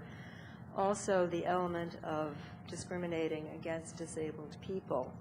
The disabled access to the metro station is much less than desired, and so that's a point I think that's important to make. Thank you. Thank you. And you're going to provide copies of those? Thanks. Any other public comments? Okay. We're going to move to our special session, And the first item on that agenda is a resolution concerning the purchase of single-serve plastic water bottles by the city. And we're getting ready to start doing our part. Got to get back to the right place here. It struck me some time ago, and started thinking about environmental issues for honoring Earth Week, and was also got some interesting input from Barbara Beelar on a number of issues that we could take care of. Also got correspondence from former council member Hank Prensky about, in particular, some drinking water issues, and felt that this may only be a small first step, but it's one that we need to take. It's the first of a number that we can take. This can be something that the city can do. It's something that we can educate the public about, and it's the first in a number of steps that we can take. So we have before us a resolution to have the city stop purchasing bottled water in single-serve disposable containers, and that's defined as anything under a gallon. And so would somebody like to move the resolution? I'd like Councilmember Snipper, and a second, Councilmember Clay. And maybe if I can start out with a couple comments. I think this is important to do for a number of reasons. First is the environmental impact, both the transport of these single-serve containers, the cost, the environmental cost, and the monetary cost of that. There's the issue of what to do with the recycled bottles. There's the issue of the fact that our drinking water, our public drinking water, has to meet EPA standards. Bottled water has to meet different standards. Those are FDA standards, and to my knowledge, those are not as strong standards as the EPA standards. I think people over time have felt like maybe they didn't particularly like the taste of the tap water, or they had some other particular issue. Various things come up about various things that are found in drinking water, but in many cases the bottled water is taken from other municipal water sources and just put in bottles, and somebody might decide it tastes a little bit better or it's more convenient, but the cost of it is many times more than municipal water. It's much higher by volume than even precious gasoline that's so expensive these days. And it's just something that the time has come to say, no, we are not going to go that route. We are not going to have bottled water that the city provides. I think some next steps will probably be issues like, well, we have 2 vending machines out in the hall that have bottled water in them. And that's not a direct buy by the city. That's direct buy by people who come in and use the water, buy the water out of those vending machines. But I think we'll probably have to address what's in those vending machines and take that opportunity to look at some healthy alternatives for what's in those vending machines. And I'm not sure whether the city purchases things like polystyrene cups, but there are just a number of environmental issues that we can take as next steps.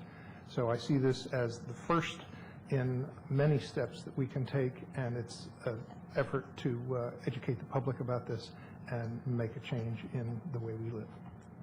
Are there other council comments? Councilmember Clay. I think this is a good idea. I lived in Santa Cruz when they banned Styrofoam, and you had all the folks that came over from San Jose and wanted to go to the beach and go to the store and buy the Styrofoam coolers, but then we had Styrofoam all over the beaches as well. And is this any better? No. Okay, I'll just talk louder.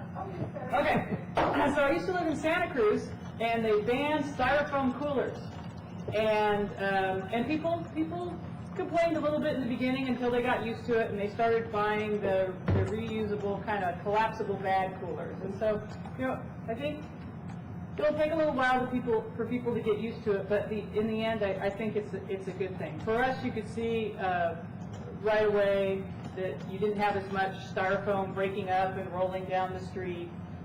So I think this is a great idea, and I would like to see us look at a variety of different things that we might do in the city to address some of these long-standing environmental issues, including addressing styrofoam. The move from the West Coast to the East Coast, one of the striking things about being here all over the East Coast where I've been is that I go into all these places where styrofoam cups are used, and as I left California, you hardly ever saw a styrofoam food container, either a cup or the little clamshell things and that kind of stuff.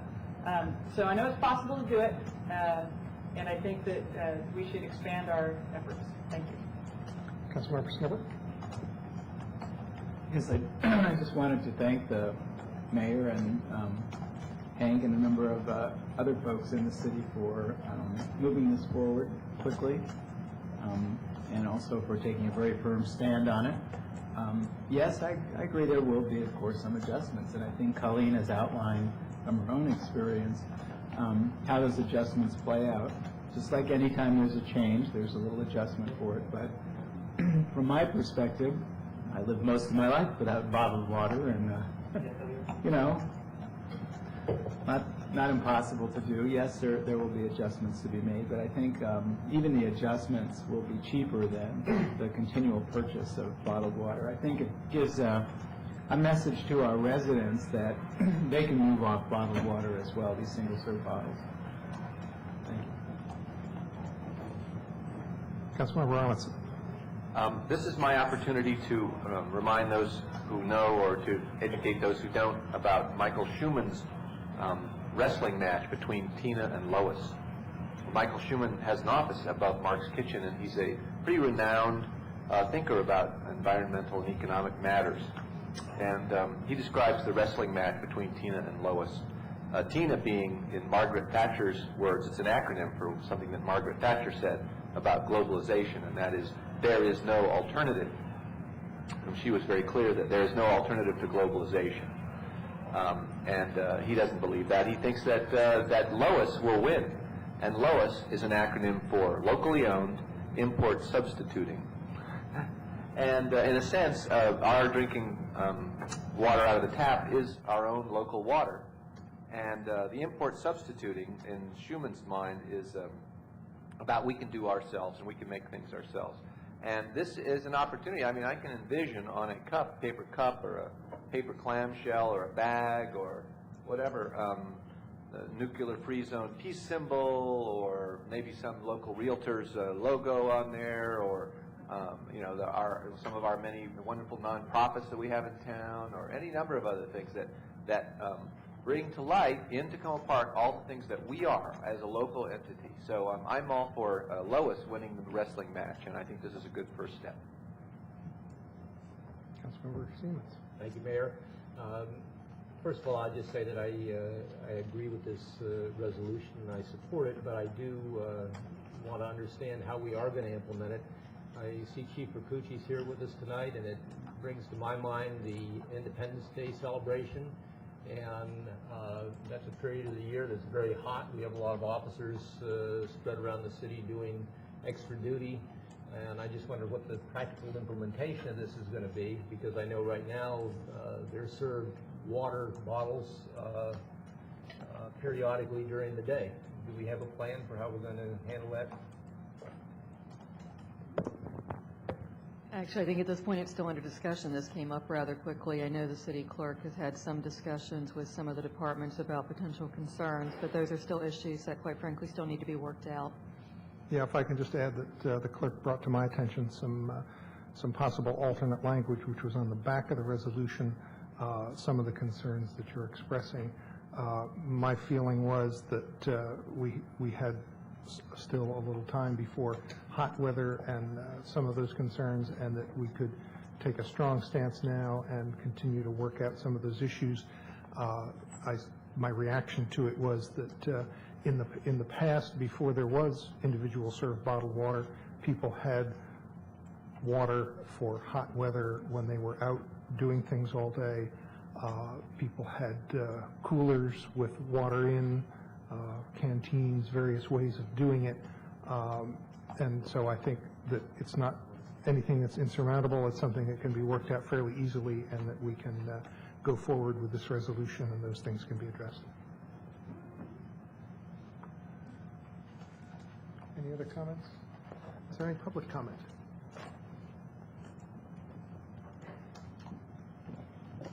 Good evening. I'm Hank Prensky from 7921 Sligo Creek Parkway. I'm one of the people who brought this issue to the attention of the Mayor and Council. I want to say Happy Earth Day, and I'd like to see Tacoma Park continue to think globally and act locally. Not to put too broad a point on it, but the big picture here, the big issue that we're ultimately trying to address is the worldwide corporatization of water as a commodity.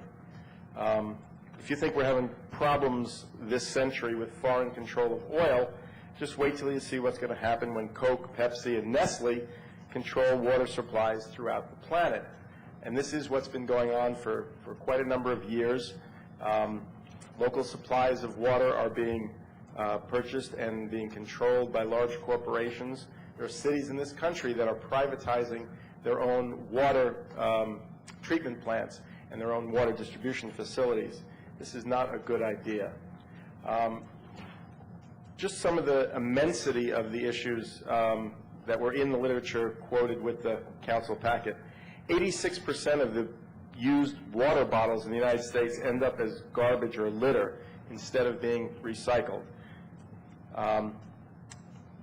There are some 29 billion plastic bottles used for water in the United States each year. So if you figure 85% of those are on the streets, in the parks, and in the landfills, there's a lot. That's 17 million barrels of crude oil go to make those 29 billion plastic bottles each year. The consumption of bottled water on part of the United States citizens has gone from less than 2 gallons per person in 1976 to now, Americans on average drink over 30 gallons of bottled water a year. In terms of the costs of this, I received in the mail 2 days ago from your friends and mine at WSSC, the Washington Suburban Sanitary Commission, their quarterly newsletter that talks about the bargain that tap water is, and they say that $1 worth of WSSC water is 342 gallons. And that same quantity, you would have to fill 2,200 20-ounce single-serve water bottles that you could buy for $1.25 each. So that's $2,750 is what we're paying Coke and Pepsi and Nestle for that $1 worth of tap water. More than a quarter of the bottled water that we buy in this country is processed tap water, including everything produced by Aquafina, from Coca-Cola's Dasani. Pepsi has agreed in last July that they would clearly label Aquafina as, quote, from a public water source. This is no doubt shocks everybody who believes that these bottles have, with the labels depicting pristine mountains or glaciers, and delivering this superior product. They're delivering tap water from Duluth, as far as I'm concerned. The mayor's comments about the quality standards that the tap water has to meet, as opposed to the standards that bottled water has to meet, or for that matter, even the disclosure of what's in the bottled waters is fairly meager. All this leads up to our resolution, which I want to encourage the council as a very good start, and want to encourage the broadest possible language and restriction, and hoping that we don't adopt some of these proposed alternatives proposed by staff. there are lots of solutions for how we get to drink water, which we've done since we've walked on this planet, as Councilmember Snipper pointed out. A simple idea would be for the city to sell water bottles at cost that say, Tacoma Park, Maryland, we drink local water. We can have those large 10, 15, 20-gallon coolers of water, and we could, I'll volunteer to run back and forth and fill the water bottles for the police department at the 4th of July parade. We got along with it. I think he's going to take you up on it. I'd be glad to help. We got along with it before. And in line with that, I'm very happy to see the city attorney here, because I have to ask if it's permissible for mere citizens to give gifts of value to members of the council. Is there a restriction on how much the value of gifts can be? 25? And it's each or cumulatively? What I want to do is, a lot of my interest comes from the nonprofit organization Corporate Accountability International, which many of the older, grayer folks in the room will remember originally as INFACT, which was the organization that sponsored the Nestle boycott when they were trying to change the mind of all women in the world away from breastfeeding and to buy and use only Nestle's formula. The organization was very successful worldwide. They went on to sponsor the boycott of General Electric, which managed to get General Electric Corporation out of the nuclear weapons industry, no small accomplishment, and then went on to support the tobacco settlement, $300 and some odd billion, which still hasn't been quite as successful as it should have been. But this organization is now called Corporate Accountability International, and they have their campaign to fight corporatization of the world's water supplies called Think Outside the Bottle. And they happen to be out of their supplies of beautiful blue aluminum water containers, which only cost $10 a piece. And I was going to purchase 7 of them for the mayor and council, but since I couldn't get them, I'm going to provide each one of you with a picture of the bottle that you will get as a gift from me. That's okay? Okay. No, I'm going to give them the bottles later, because I think it's a good idea that instead of drinking from paper cups or styrofoam cups that we're going to throw away, you can drink from reusable water bottles. And advertise right up there, Think Outside the Bottle, if you so choose. Thank you very much for considering this resolution. Thank you very much for thinking globally and acting locally. Thank you.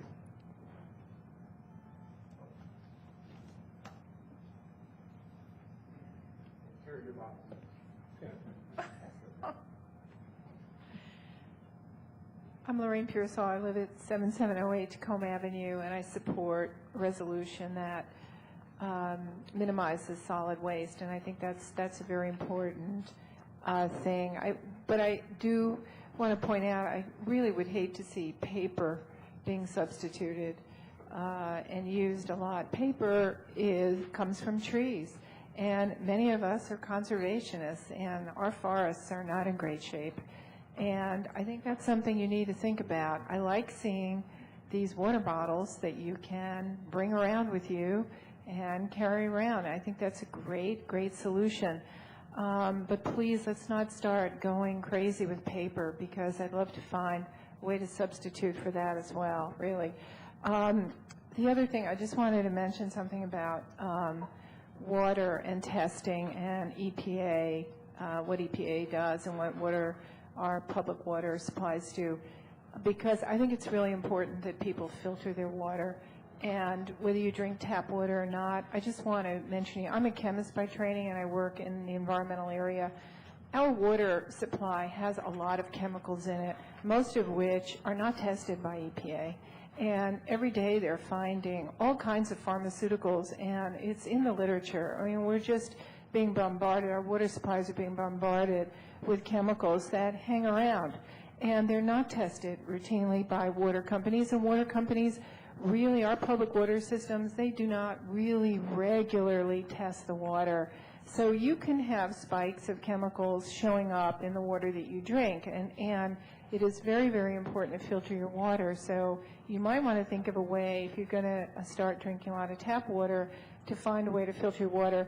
I always do at home. I have a Brita filter. Activated carbon is the best way to really remove a lot of things, including some inorganics, some things like lead and other metals. They're in your water. Carbon can take some of that as well.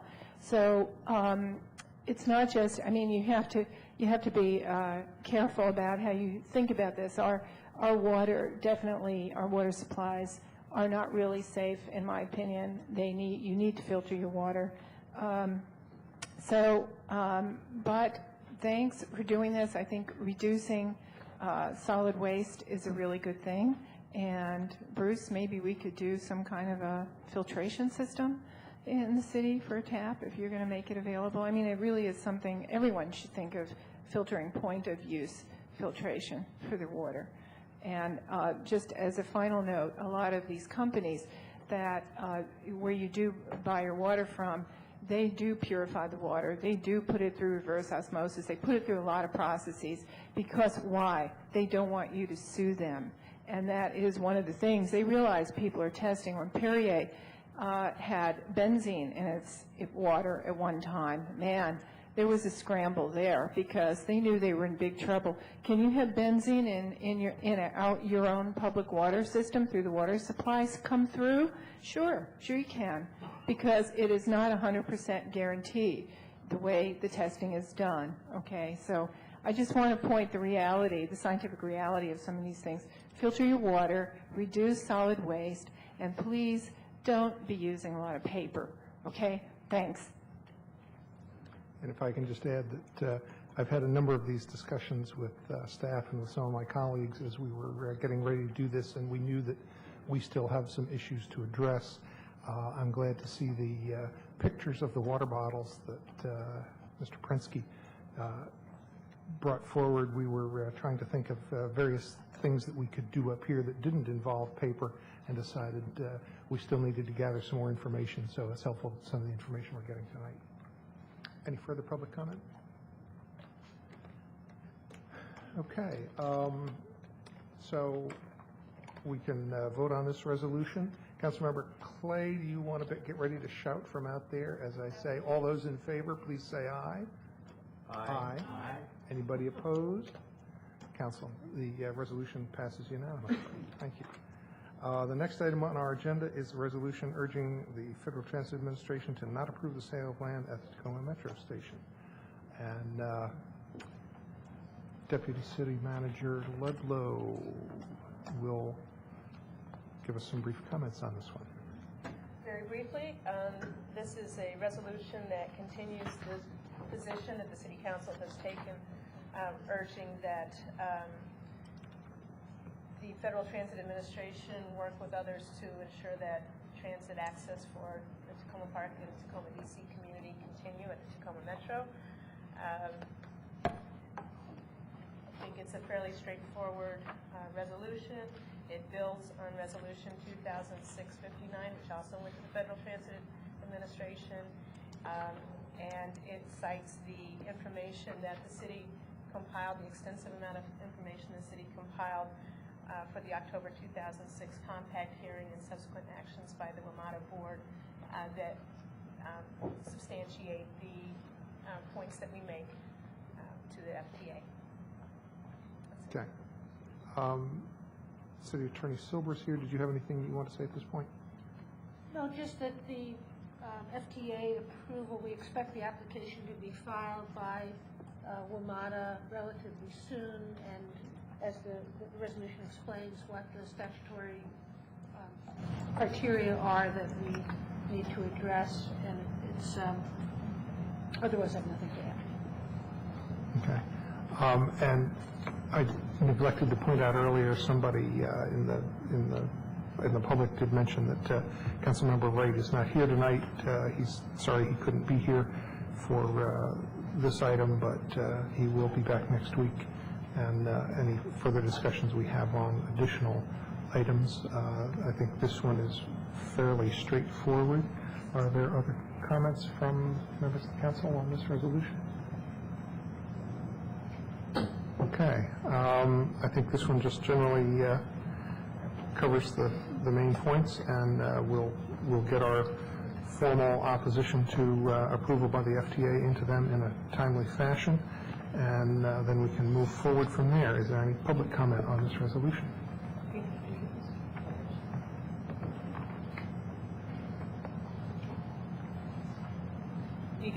Do you have to move it first? I'd like to forget to do that. Who would like to move the resolution? I'll move the resolution. Councilmember Robinson moved it. Councilmember Barry seconded it. I seem to have that little block sometimes. Sorry. Yes, go ahead. Okay, my name's Megan Scribner and Willow Avenue again, or still. And again, I talked with Chris Simpson of Cedar, who couldn't be here, and we looked at this resolution. Again, we're glad that there are resolutions moving forward. We had two thoughts, one to add and one to strengthen.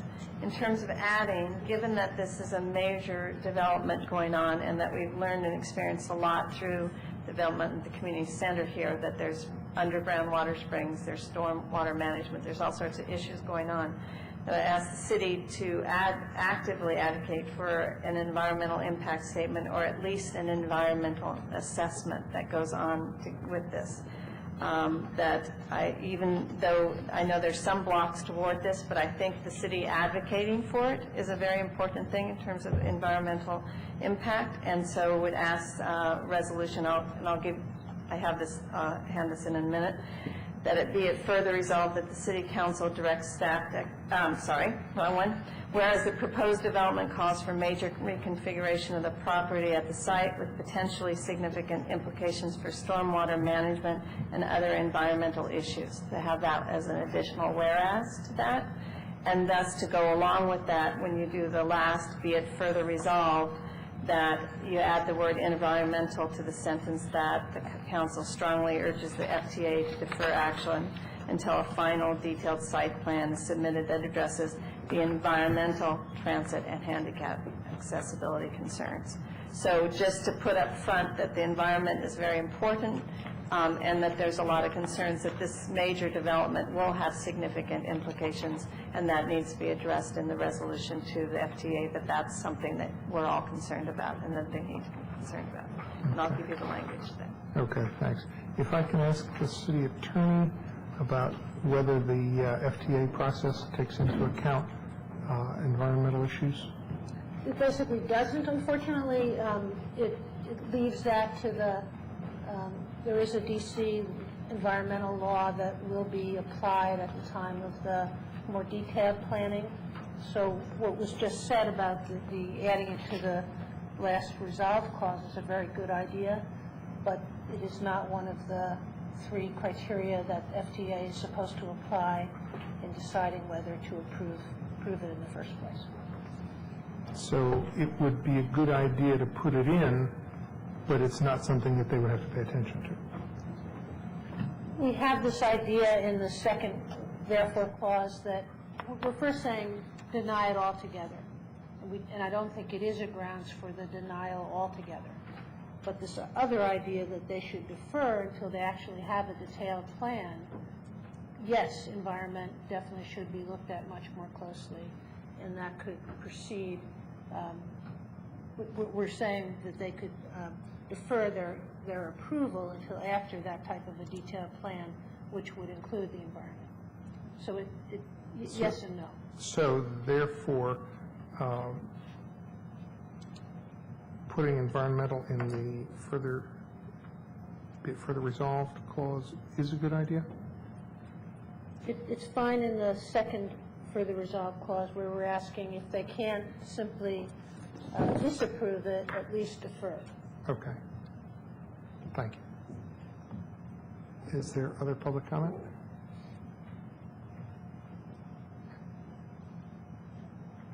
I'm sorry, I missed what you said. Can I just respond? Just let me reiterate that. Sure. I think that someplace, whether it's at that point or not, I just think to say to the FTA, and thus it also says to EYA and WMATA, that the environment is an important issue here. I've never quite understand why they get to skip NEPA, but it seems to me that the city or people that it affects advocating that it is an environmental issue, it is a major development, and thus it needs to be part of consideration. It shouldn't be just a blanket that they can walk over and just do this. That's too crazy. So wherever it goes, somewhere about the environment. Right. Thanks. Gotcha. Thanks. I'm Elaine Pearsall with Historic Tacoma. I'm really going to suggest that you remove the "be it further resolved" paragraph at the end. I think it makes your arguments weaker, and I think my fear is that it starts to say, well, don't do this, but well, if you do it, then give us a site plan. Pulling us through this terribly political PUD process, which is where the developers want to go, and where there's no place for us there. So I would really, I'm very worried about the language in this, and I think it makes the whole resolution look weak, because I think if you stop at the first one, you're basically telling them to disapprove it, because it doesn't address the concerns really of Montgomery County or the city of Tacoma Park. And I don't think you should give them the leeway to go through a PUD process and wait for FTA to wait to go through a very political process that will not be good for us to go through, because it is not an objective, neutral process. It is loaded. And so I think it's much stronger if you just tell FTA, don't approve this. It just doesn't meet. This is, at this time, do not approve it. Thanks. Thanks.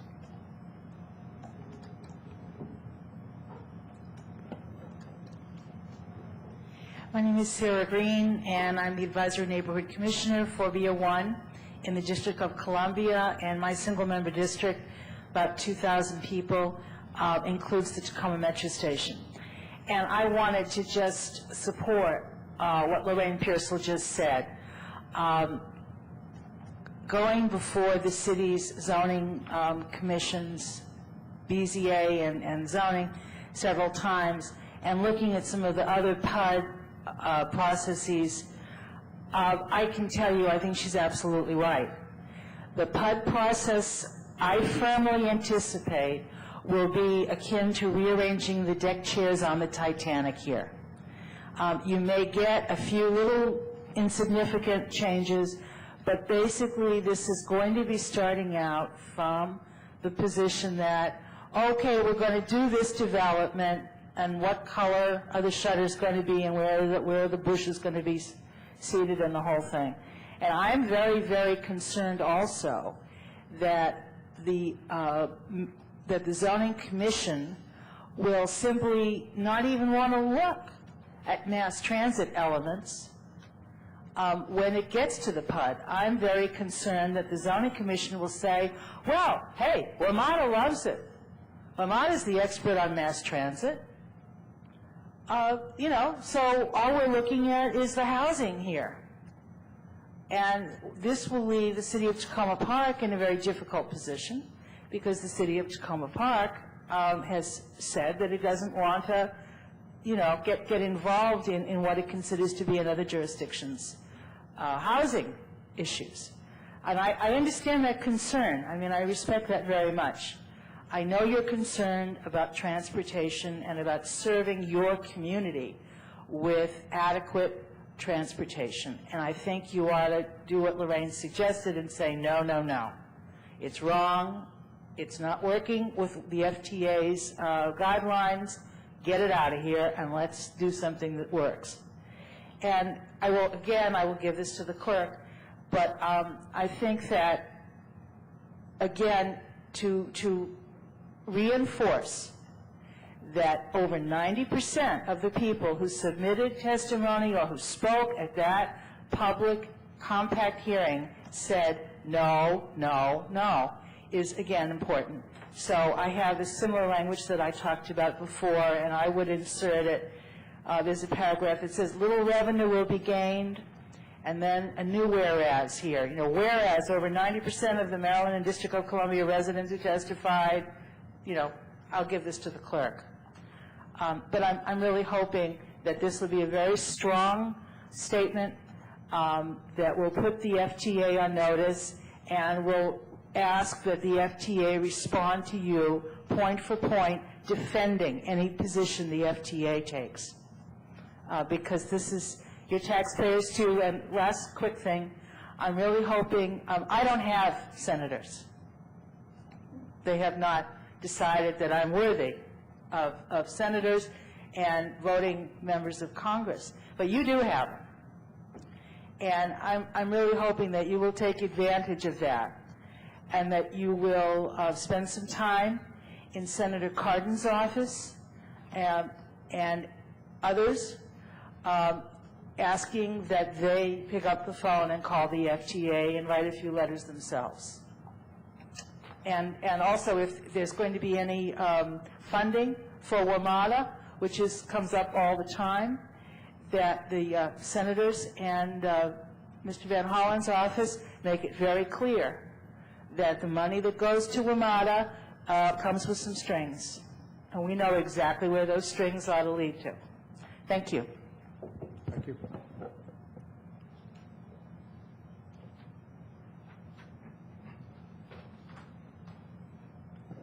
I'm Sabrina Barron. I'm the president of Historic Tacoma.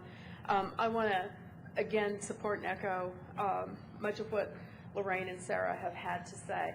Now's the time to be strong, and it's only with strength that you will achieve success.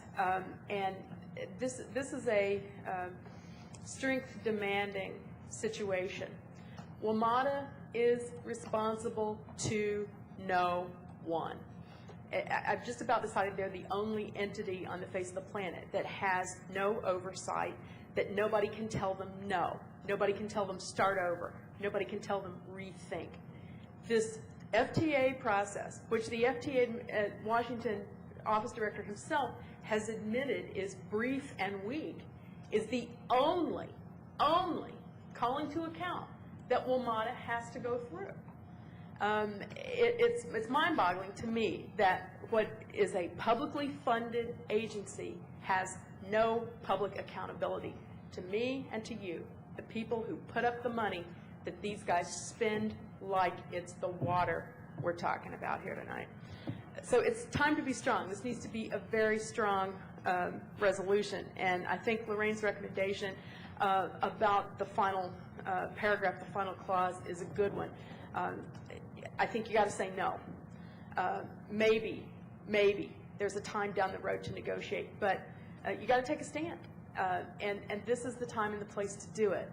I appreciate you going forward with this resolution. I hope that we're going to see more action on this issue, and just let me call to mind here what you heard at that March public meeting. I think there's a very clear sentiment.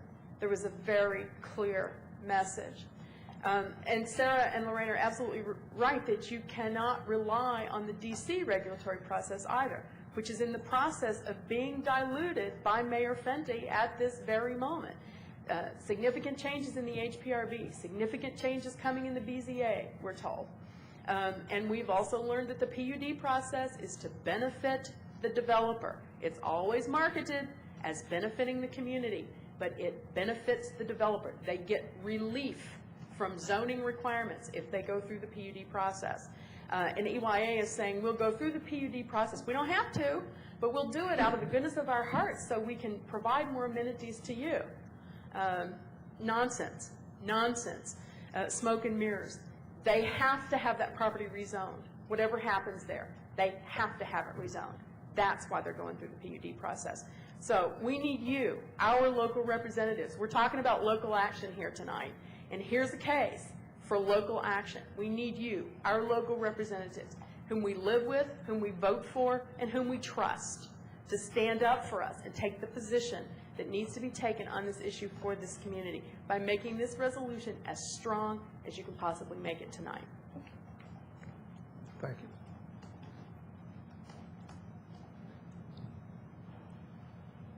Richard Holsager from Piney Branch Road in Tacoma, D.C. I just wanted to agree with Lorraine and the others who said that be it further resolved should not be in there as an alternative action for the board, for the transit authority, but rather, since I don't think those ideas should be lost, perhaps that could be added in as a whereas, something on the order of whereas a final site plan addressing the concerns of Montgomery County on transit and handicapped accessibility has not been presented to the public, and that these concerns are not within the purview of the DC zoning board, and so forth. That, in other words, that be a whereas rather than an alternative action for the FDA. Okay. Thanks.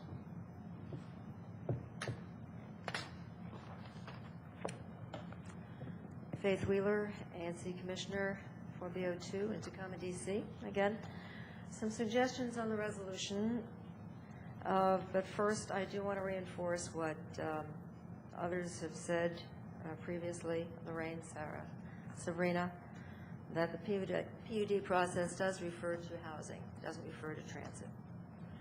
So you need to be very, very clear about that and very aware of it and act accordingly. The suggestions I have on the first page of the resolution, number 2008-XX.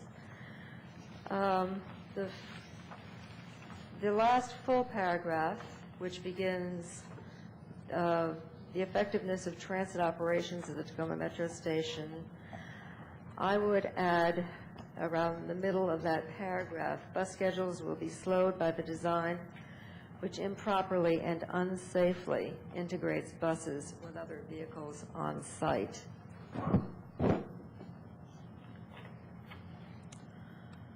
On the second page, you might consider an additional separate point as the next to the last. That would be between the point that begins the project worsens coordination between public transportation and other transportation, and the final point in that, whereas little revenue will be gained by the sale of land. I would suggest that you might want to put in something to this effect. The project proposal provides inadequate public transportation services, as the Metro Rail service will reach capacity in just a few years, and the proposal provides only one additional bus bay from the current 9 bus bays. Thank you. Is there other public comment? Okay. Council discussion? Thank you all for making those substantive and positive potential additions and modifications. I particularly like Richard's sense of moving the final, be it further resolved, up into the whereas area. And it seems to me that staff and what's at stake here is to not end up with something worse than we may have already be in for. The CVS kind of comes to mind, that the CVS is so poorly designed. It's on the district side. I don't know if this is an analogous or parallel kind of process, but what we ended up with CVS is a structure that's not designed properly for the area, and it has the rear where the dumpster is the thing that you see as you're coming up from the metro. It's very unattractive, and people think that it's people I know and have spoken with think that it's a poor final solution, and I think that we have to be careful about that. So we take a risk in just telling the FDA, it seems to me, that no, period, no, without offering some way for them to act. And again, I'm not an expert in how the FDA process is, but from what I've learned so far, I think that Richard's, and I stand ready to be corrected, but I think that Richard's sense of putting that, the deferral of action or this mention of a site plan somewhere in the document is a good idea. Councilmember Snider. Yes, thank you, Mayor. I also think that we need to be firm and clear about what our position is. So I strongly support basically ending it at the single therefore, because I do think with whatever amount of listening FTA will do to us, I want to be clear what our position is. I don't want a complicated position. I don't want them to have any doubt where we stand on this.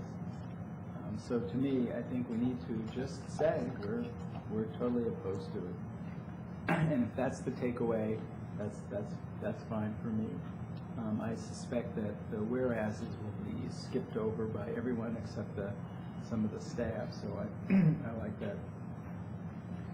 Other additions, I'm happy to consider. I just really feel very strongly about the not having a wishy-washy ending to it. Other comments, questions?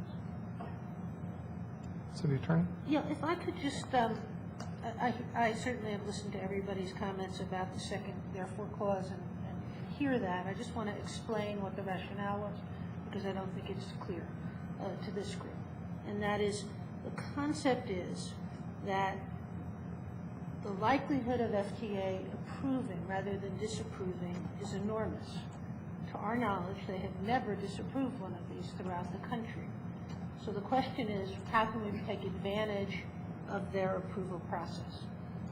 One idea that I think has some merit that I'd at least like the community to consider and the council to consider is this idea of deferral, because if you remember their own resolution at their board meeting, which of course we lost that, but at least that resolution had the concept that it wanted the Montgomery County plan, which was the Nelson-Nygaard plan, to be looked at by the DC planning process. And so they punted, they put it over to the district process. FTA, instead of either approving or disapproving at this time, might be persuaded that it should not approve at this time because so many details aren't yet worked out, and the board itself said that it wanted the Nelson-Nygaard kinds of transit access issues to be reviewed carefully during the approval process. So the concept is, by us saying that we want that option, it's a way of saying we definitely want disapproval. Maybe we could be even stronger about that. But if the other option is to wait, give us some leverage during the process to try to get a better plan than the one that was voted on, and in a way keep in play our opposition rather than the FTA approval having been granted and are having that much less to work with as it goes through the next steps. So that was the concept, and I'm not sure putting it in the whereas clause does that. I understand this is a difficult political choice. Of course, many people in the community just want a pure no, or as Councilmember Snipper said, maybe we just express that as strongly as we can, even if it might mean it's futile. The idea of the second therefore clause was to perhaps create something a little less futile, to keep the political process going as long as we can, to try to be in there fighting. Otherwise, FTA is likely to approve it at this early end. FTA definitely has a choice of approving it now or waiting until the end of the planning process. That's a choice it has. No, they don't have a choice. They don't have a second choice. Coming off the point of information, we were told by Brian. You have to use the microphone, though. If I could offer a point of information, we were told by Brian Glenn, the director of the FTA Washington office, that the FTA had explicitly made the decision to go ahead and approve it and not to wait until after the DC process, unless you have an update on that, Sue. I haven't had a conversation that says that he would wait if we ask him to, but I think it's an option of what to ask for. But he told us the decision was already made. The decision was already made, what? Internally, within the FTA, that the FTA will go ahead and approve WMATA's request to sell the land at this juncture, rather than waiting until the DC approval process has been conducted. I don't have the same information, but I don't, I'm not saying it's not true. And, I mean, do you have information from FTA that they are going to wait, that they can be asked to wait, that they are willing to wait? I don't think we've begun to have our, for the city, our office has written a brief already, which we would hope would once again be somewhat persuasive about why the transit access aspects of this plan are terrible. And so we would ask that, just as the board of WMATA asked, that those modifications be considered prior to FTA granting approval.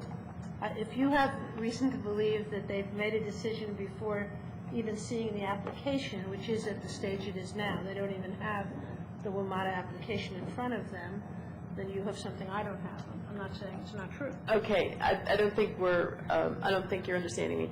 I'm not saying that they're going to approve it sight unseen, although you're absolutely correct that my understanding is in this country there are fewer than 5 countrywide that they have ever denied, ever.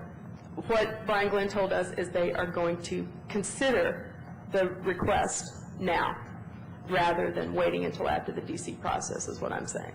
Well, there's no question WMATA is going to make its application now, so they have to consider it now. The question here is, what does Tacoma Park want to do with that? Does Tacoma Park want to say, we want disapproval now, period, which seems to be what I've heard, certainly most of the community members asking for, and that's certainly a political choice. The other choice is you say, we want disapproval, or we want delay, and we get some of our elected officials to weigh in on the side of the delay, so there's still more opportunity for what I would describe as a process to try to, do better. Okay, I just thought that, I had information that was pertinent to adding clarification here, and thank you for allowing me to offer it. And if I could also just emphasize, the DC approval process is totally about zoning, i.e. housing.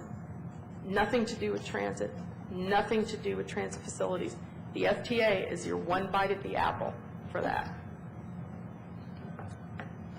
I just want to add, I really disagree with Sue on this. I think we have no leverage within the very feudal DC political process. I really just don't see that at all. Allowing things to cool down such that they tweak something and FTA might feel it has more cover to approve it. I think right now there's so many problems with this site. We have so many political people who are watching this, who are opposed, all so many representatives who have fought for us on this. And FTA really could say, these are really major problems here. You cannot go forward with it. And I honestly can't imagine why they would not say that at this juncture. To let FTA off the hook in saying that will only invite a bad plan. It will not force the developer to make the serious changes that developer needs to do, and who has refused to do it over all these years and has gotten all the cover that they need from all of the political institutions over there to do that.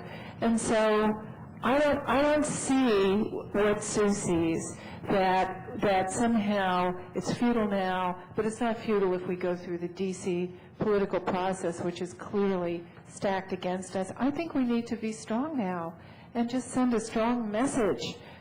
There's so many problems. FTA, what the heck would you be thinking if you approved this? And you need to say no now so that we don't waste a lot of time and money and effort, taxpayers everywhere, playing around with a really inferior plan. Make FTA stand up and be strong with us. Thanks. I'd like to get a sense of the council at this point about whether you want to leave this last paragraph on here or not. Depending on the answer on that, then we can have more conversation if we need to, but I don't want to just keep running around this. So if I can just get a quick little show of hands about who's inclined to drop that last paragraph. Can I ask one question here that might help resolve this? Sue, if we combined the two and said, now therefore be it resolved that unless the FTA defers action on a final detailed site plan submitted that addresses the concerns, et cetera, we strongly urge the disapproval. Do you understand what I'm saying? Yeah, I think that's an So we alternative. can kind of combine them and say, unless FTA considers a site plan, we urge disapproval. But they're not. No, I disagree. Okay, so back to my, hang on. How many people up here right now, with the information at hand, would like to drop the last paragraph? We're dropping the last paragraph. Okay, any other discussion on anything else? Any other discussion on what? On this? On this, what we go forward with here. It looks like we're going to, we've moved it. Therefore, we would need to amend it. May I ask, there was a proposal to add improperly and unsafely integrates buses. I don't know. I was going to go there in a second.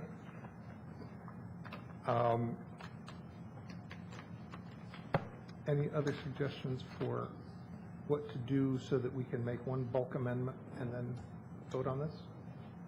Councilmember Siemens. I believe there was a suggestion to add environmental. Where? To the resolve. It's on the Yeah, as I listened, I had it in the last paragraph, which we're going to eliminate, so I want to make sure we get it in the right place. You're right. You're right. Okay. Any other changes? I think we could easily and comfortably insert in the first bullet of the whereas at the bottom of page 1, as was suggested, in the beginning of the 1, 2, 3, 4, 5th line, and unsafely, so that it reads, bus schedules will be slowed by the design which improperly and unsafely integrates buses with other vehicles on site.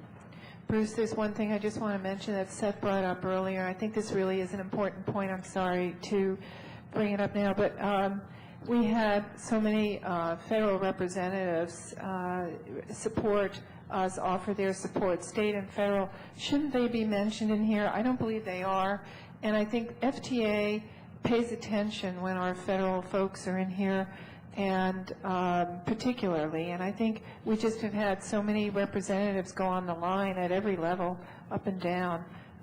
So shouldn't we be mentioning that in here? Seth brought that up earlier, I believe, and I think that's an important comment. Thanks. Okay. Other public comments from people we haven't heard from? Peter Kovar on Holly Avenue. I just wanted to support what Lorraine said. Where I work on Capitol Hill, when we get these resolutions that are passed by the cities we represent, and in the body of the resolution, we are mentioned. We take notice in a way we may not. I'm sure you guys would call them anyway afterwards, and they would get it, but when it's public and then it's printed and they see that, it kind of gives them a little extra oomph. So mentioning the 3 federal people where FTA is concerned, I think would help. Okay. Suzanne, who would we mention? Can you just give us a quick list of who would go in it so that if we want to do that, we know what we're putting in, and we'll let you make sure that all the people are in there. Right, I mean, I think that we certainly can mention our our two U.S. senators from Maryland and Chris Van Hollen's office. And we've also had gotten assistance from Senator Sarbanes before. So, Right. I mean, I think we can talk about past assistance from our two previous senators, our previous senator and Senator Mikulski, and mention the strong support of Congressman Van Hollen. It may be useful to, we might need to word it in some way that, in working with our representatives, and we can mention all four, that I think that we could have a whereas clause in there somewhere that talks about, their past expressed support of transit service to our community.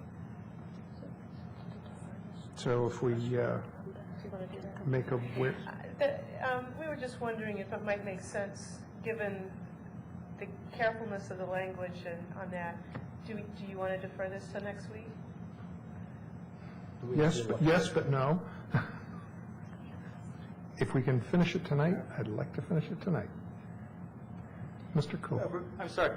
I guess the point I was making was the resolve clause itself should say, and we hereby communicate to them. It's nice to mention what they've done in the past. We really want them to know that we're formally asking them or telling them to take action.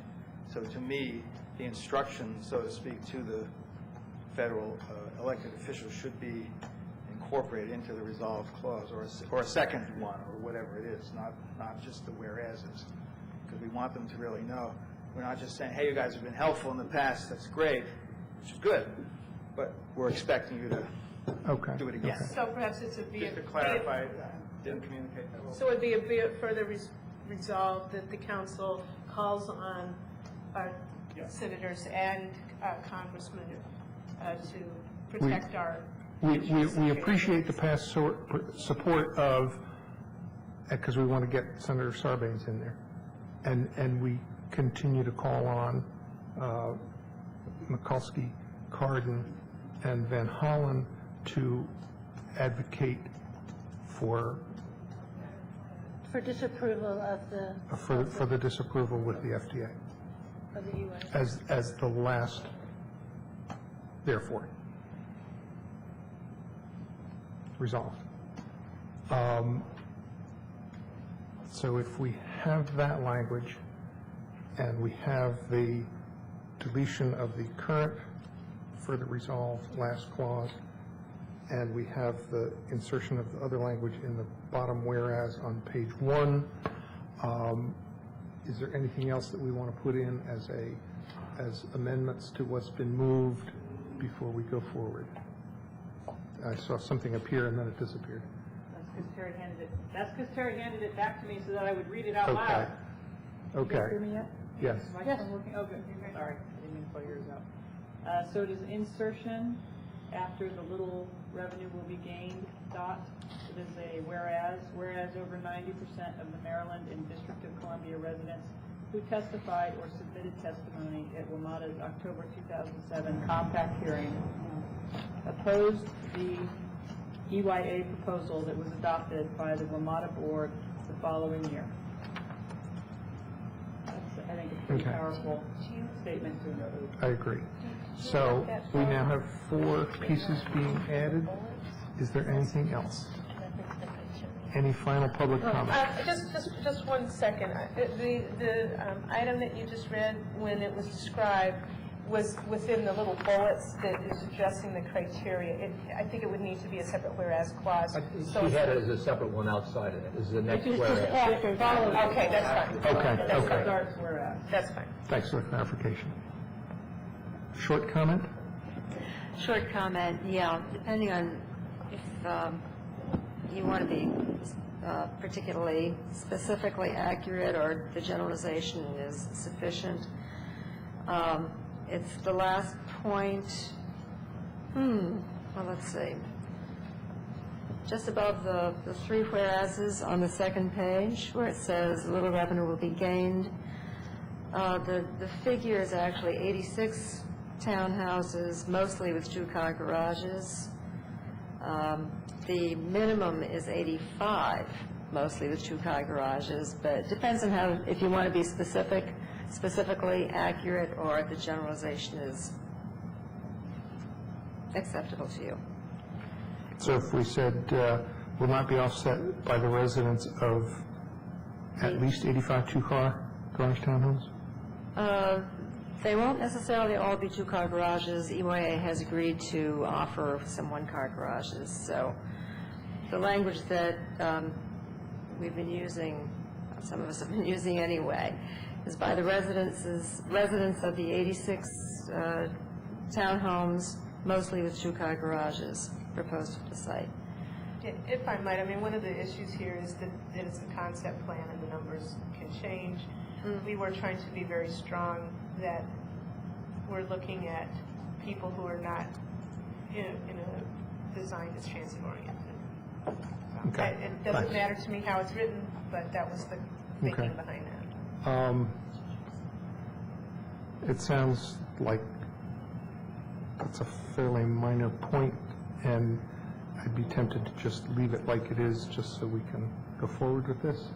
So I'm getting lots of head nods, so if I can just quickly run through the amendments, and then we'll have them moved and added, and then we'll vote on this. It was the deletion of the last, be it further resolved, the addition of the be it further resolved about the federal representatives that we had the language on. It'll be the insertion of the whereas that Councilmember Clay read, and it'll be the insertion of the and unsafely in the first bullet of the fourth whereas. Does everybody agree those are those? Okay. Who would like to move that as an amendment? Councilmember Barry, and seconded by a tie between Councilmember Snipper and Councilmember Siemens. You pick. And we now can have a vote on the amendment. All those in favor, please say aye. Aye. Any opposed? Okay, we now have an amended resolution. Is there any further comment before we vote on the resolution? All those in favor of the resolution as amended, please say aye. Aye. Any opposed? We have a resolution. Thank you, and thank you all for your helpful comments. We are now going to take a short break. We will be back in 5 minutes, which will be 10:15 on that clock in the back of the room, even though that clock is 4 minutes fast.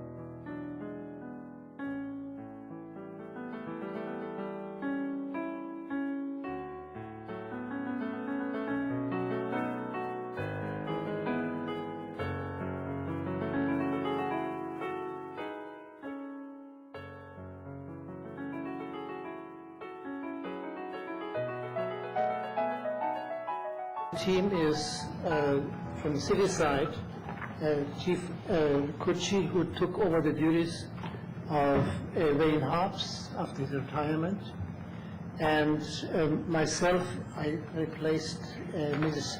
Stacy Baker, who stays on the committee but didn't want to chair anymore. What I will do now is I go through a report which you have in front of you, and there are 8 paragraphs to talk about. I will make a short presentation upon these paragraphs, and then I will allow you to ask questions, to get clarifications, or to make comments. And I have my pen here with me, and I listen to your comments. The first is something which Takoma Park did, maybe very ahead of the curve, better than Montgomery County. Takoma Park completed a manual which is the Continuity of Operation Plan, short COOP plan. And this was mainly the work of the new police chief, who took it upon himself. Wayne Hobbs. Okay, Wayne Hobbs. Okay. Now this is completed, and now we are trying to interface it. It was recommended to us that this plan should not only be a plan for a pandemic flu, but it should be a plan for any emergency where we have insufficient staff.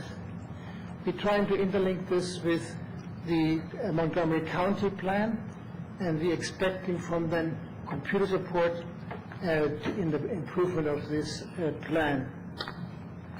I'm open for discussion. You want to ask questions about it, clarifications?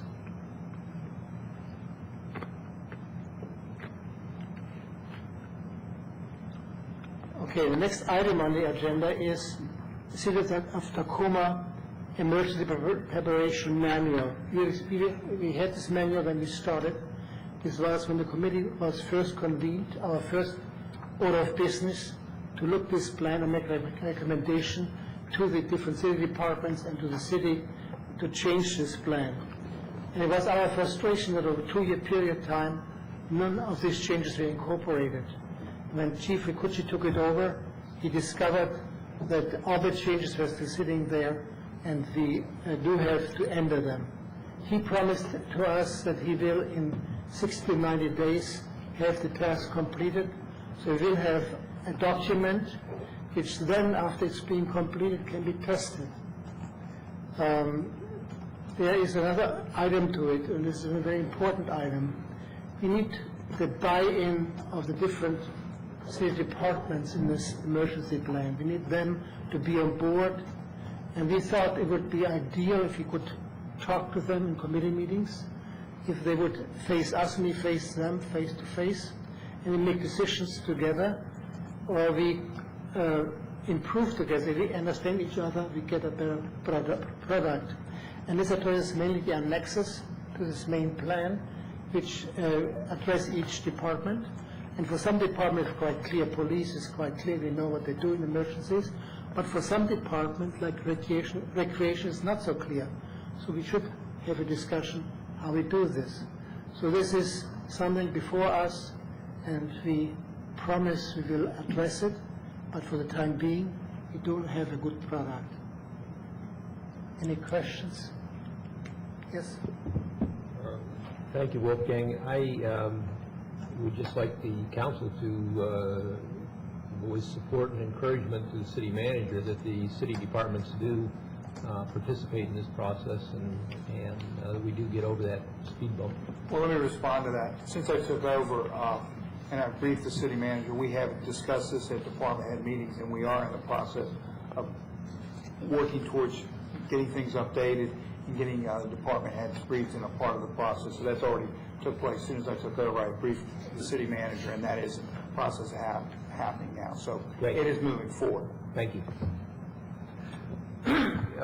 What's involved in it? I'm slowly coming up to speed on this, but in the event of an emergency, if there are kids in the building, then that has to be addressed. Where will the kids go? Do we have contact information for them, and so forth? I assume that's what you're looking at. That's what I'm looking at. Okay.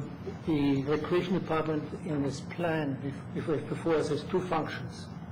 One function is to take care of the children which are under their care, if it should happen during the time they have juveniles and children here. Secondly, their function is to provide for the city staff food and so on. And this needs to be worked out. We have not worked it out yet.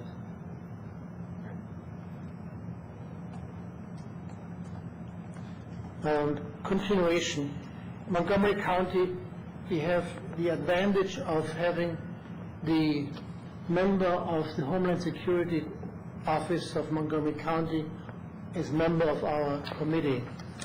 And in addition, we have a representative of the fire department, Thomas Hort, and we have a representative of the Seventh-day Adventist Hospital. And these are very valuable to our committee. They give good advice and they help us. There is, however, a caveat. Of course, these officials are restricted by what they can do.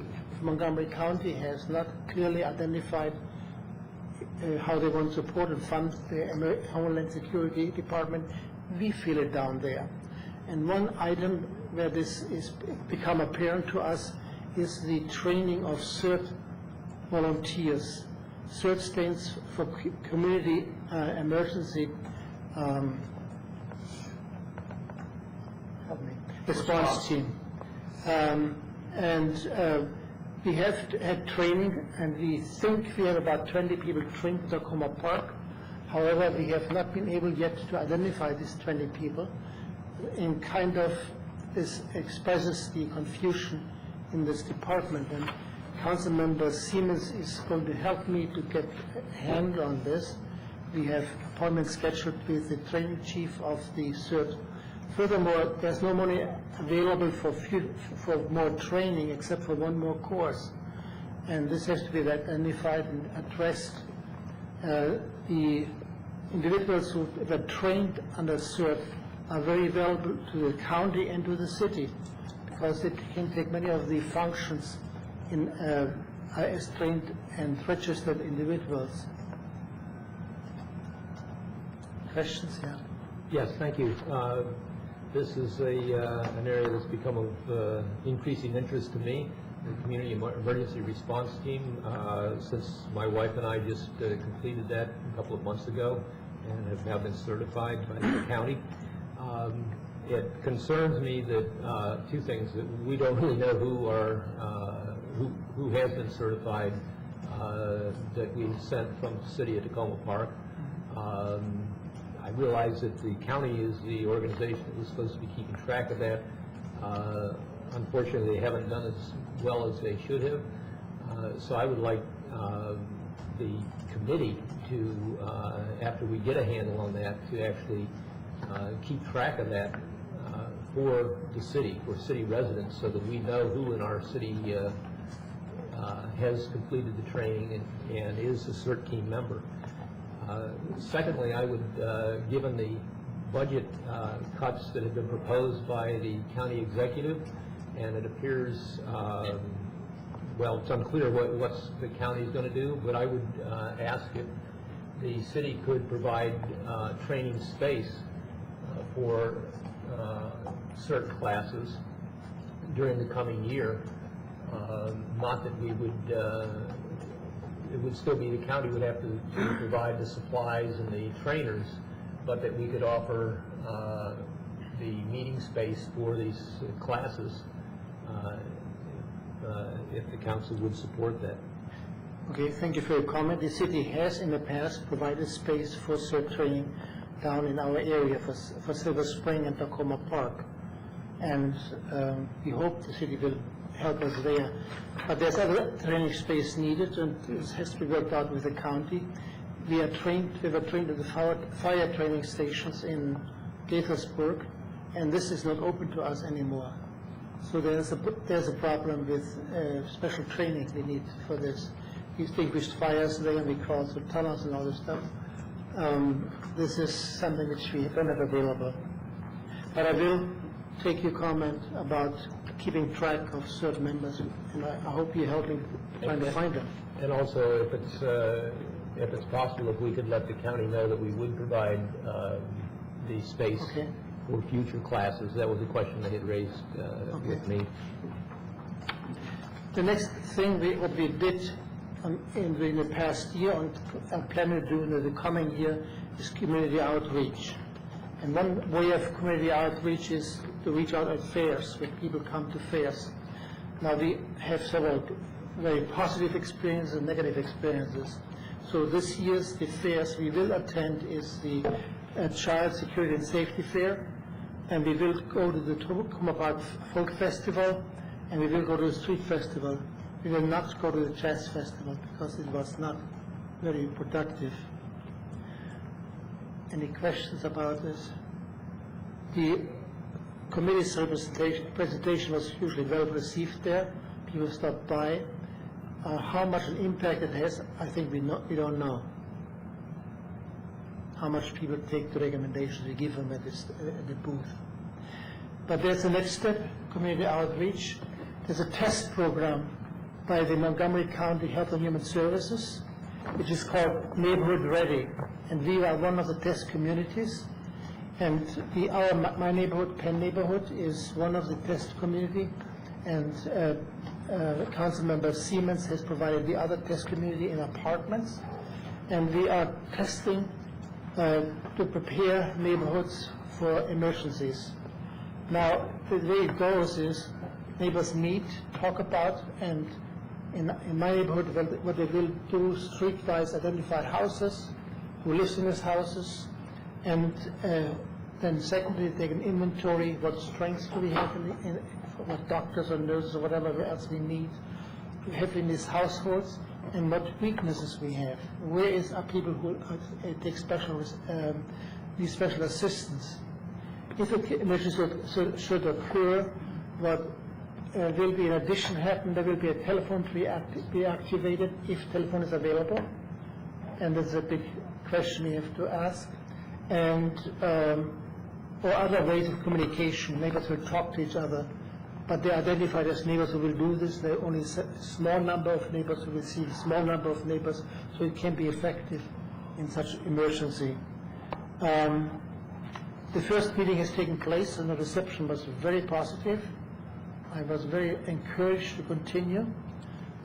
We had right away 21 people who signed up for this, and I'm planning to have further meetings with the individuals. And since we are test, we have to report back to the county how our test took place and if we modify the plan as it is currently executed. Do you want to make any comment? Okay. No, it's very interesting. It's one of the things that we recommended 3, 4, 5 years ago as to do the inventory of resources in a community, and finally they sort of caught up to us on that. So I'm encouraged. The next point is emergency communication. Now, the City of Takoma Park has one way of communicating emergency information, and that's the Takoma Park Alert. And this is a program by which, through your cell phone, through your computer, you can receive messages warning you of a common, usually weather report, of a hurricane or of a tornado or whatever, a flood warning or so, which arrives with your cell phone. It beeps and will inform you. Do you want to say anything about it? How many of you all on alert, just out of curiosity? Okay. When the alerts go out, like we've had 2 yesterday because of the rains and the flooding, one of the things the department's doing now is we put one out on all our email networks to different servers. It goes out automatically. Kathy Cleaver, our PIO, puts it out. And we've gotten good response on that, getting that out quickly. The key would be to get more people to sign up, and we're going to continue to advertise that and put that out there to the community. But the alerts do work well, and we have registered more each month. It'll be one of the goals of the committee to get more citizens in our city involved. Our goal is to add 20% more per period, and this half year we have exceeded our 20, which you see in your report. I have one question on these communications, and really not a question, but a suggestion for the council that as we think about this into the future, I was talking with the county about communications, and they listed many different ways that they have for accessing people and letting them know about a pending emergency on a very short notice. But the one area that's very difficult to get a hold of people is when they're outside, and if they don't have cell phones. In the past, many years ago, we had sirens for volunteer firemen that were also used for civil defense and other types of emergency preparedness. Tacoma Park, I think, has now given away or sold our siren off the volunteer fire station. But nonetheless, it probably wasn't adequate for the whole community. Downstream,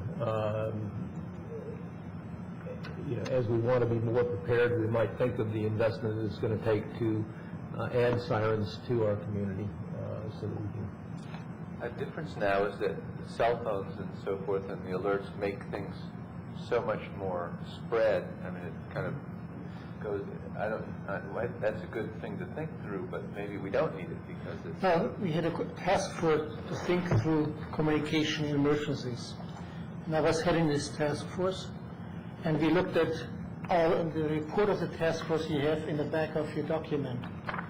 And I will not discuss it today here, but I will mention the main features, and I have displayed them here. One way of alerting people would be something which is activated in case of emergency, and these are these weather radios, which are called all hazard radios.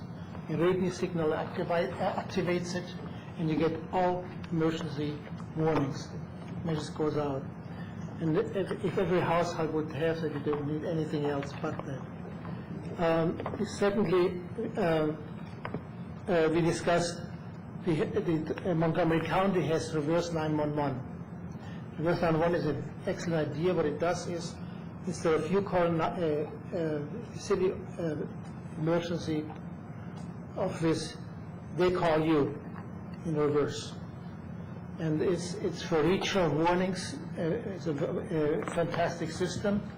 Now, in my document, you see what's positive about all these ideas, what's negative about all these ideas. And one thing you will read about it is if the telephone system is overloaded, because many consumers use the telephone system, like it happened in 9/11, then you cannot call a phone, because the system can only have a capacity of 15 or 20% customers using it. So you will see all this through. Now, I'm not coming tonight here with a firm proposal, but I'm coming tonight here with a proposal which has thought about how does the city, let's start over again. In case of emergency, you do have a control center. The control center can be the police department, the control center can be the fire department, the control center can be anybody who's first taking responsibility for managing the emergency. And these have to communicate with citizens. And they have to warn the citizens, and they have to tell them what to do. Tell them what to do, could stay in place or leave the area. But they have to organize it. And how do we communicate this information to all residents effectively?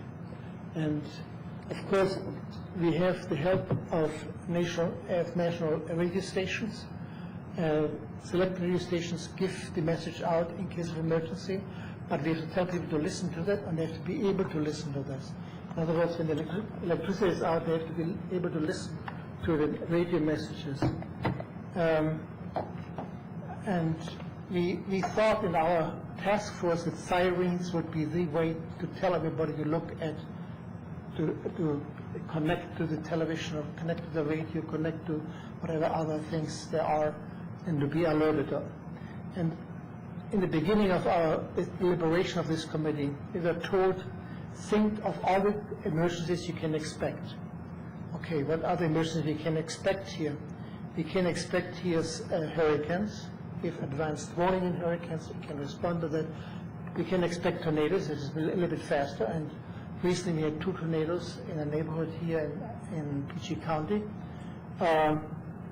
We are worried about other emergencies, such as a derailment of the trains, which get chlorine through the city here. How do we quickly warn people? Now, we looked at the possibility of sirens, and in order to cover an area of the Tacoma Park, we need 4 different sirens. And the cost of the sirens, we costed it out. We know how the cost is. It's remarkable. So at present time, before we make recommendations to you, we go and explore if there would be somebody who would help us funding sirens for the Tacoma Park. But as far as our task force is concerned, sirens are on the table. Of course, everything else, what is existence, what can help us, should be activated. And what we want to come up with at the end of the day is a plan which you can tell every citizen, in case of emergency, this and this and this is available to you. You get the message through there. I'd like to follow up.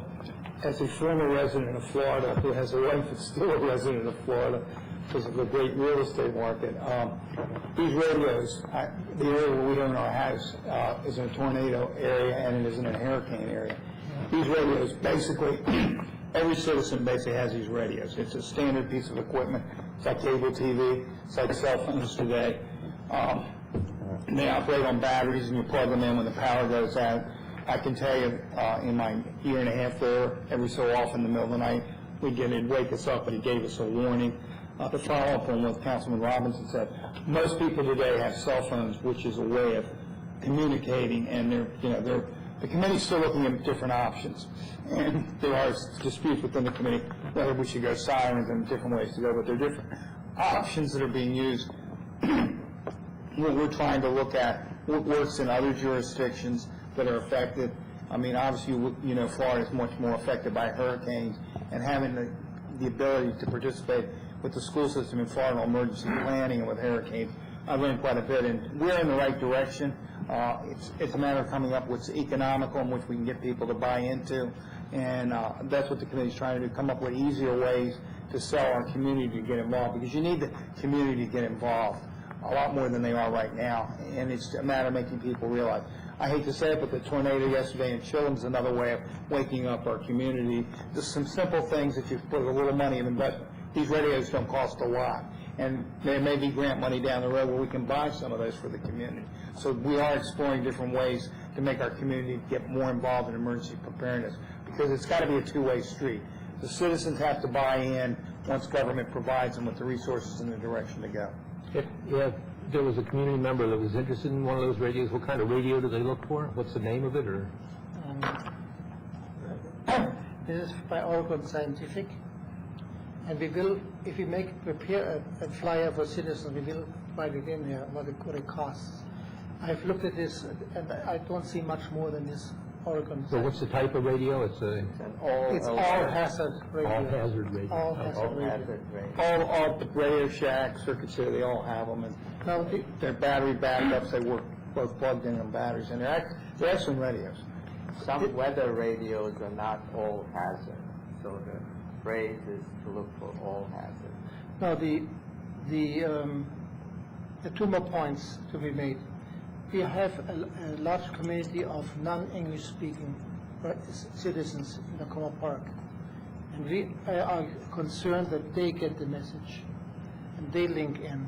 And I'm looking right now into the possibilities connecting with Hispanic speaking radio stations to get some connection there, and I'm not knowledgeable enough to talk about it right now. The next thing is, it could be that the emergency is so severe that citizens have to talk back to the control center. They have to talk back, and the question is, how do we do that? Telephone doesn't work, that's the assumption. How do we talk back? And there are 2 possibilities. One possibility is that we create an Tacoma Park races group, ham operators, who then will take over in emergency. They send 1 person to the control center, and then there can be messages from the cities back to the control center. And the other one is a possibility we have here in the city of Tacoma Park. We have former police radios, which link to a tower on the Seventh Adventist Hospital. And the current ones are used. They're used by the police department for the crossing guards. But if a possibility exists that we could purchase further radios and keep the system active and give it to selective citizens groups so they can call back to the city. It's an idea we have pondered. We've not made a final decision on it. But I'd like to let you know about it because we will come back to you about it. It's a good time to bring it back right before budget time. Well, we are not finished yet. I'm open for questions, comments. Just one quick one on the sirens. Does any of you know if the test that I believe Arlington County was conducting, whether they finished with that test or whether that's in We don't process? know. We try to make the connection because this would be hope getting money through there. We think grant money could be a great source if we can identify it. We've had a communication problem with Arlington. We're trying to resolve it. I went them through their sirens. For some reason, they don't want to talk to us about sirens. So They wanted to talk to everybody else about sirens for months. they won't talk to the committee. I'm going to have to get involved from a government standpoint and go through my connection. They refused to talk to Stacy about it. We're not sure why. We're still working on it, but this has been going on with the committee for about, 3 months? Stacy, Maybe- yeah, I don't know why. Maybe COG. There may be some connection through COG. Give me something to work with, and I'll talk to them. Yeah, I've had briefings from them. I know. Well, we're going to talk to them. It's Okay. just, we were trying to do it the citizen way, and it hasn't worked, so now we're going to go the government way. So now we're going to stomp on them. Yeah. We can come back to you in case we are totally unsuccessful. I have two quick questions that could be answered with just yes or no in the interest of time. One is, are we maintaining appropriate supplies for employees here at the city government? We have a list. We have not purchased them yet. We're trying to find a location to keep them, but we're ready to move forward. The money is there. It's just a matter of finding a location for them. Just find out where the mice are, keep them there. And the second one is, I understood that we have a MOU with the county for sheltering of civilians, and I just wondered if we do have that MOU and if we are upholding our end of that agreement. It's a question which goes to the city manager. I haven't seen the MOU. There's an the emergency plan for Montgomery County. Let's say we did have a disaster on a countywide basis, we would be supporting them, and they would be the main. To give you an example, we're going to be participating in 2 weeks, and we're going to do another, what we call disaster drill. If a disaster occurs here and the county is such, they would be the lead agency, and we would support them, and we would follow their plan. Okay, thank you.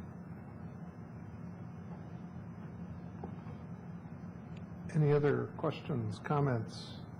I'd just say great, movement, a lot of accomplishments, and appreciate that.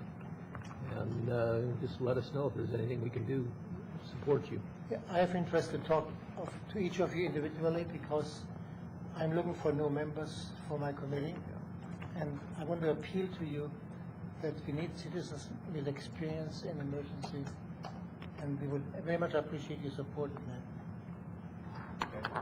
How often do you meet, Wolfgang? Once a month, and it's in the morning on the third Thursday a month from 8:30 to 10.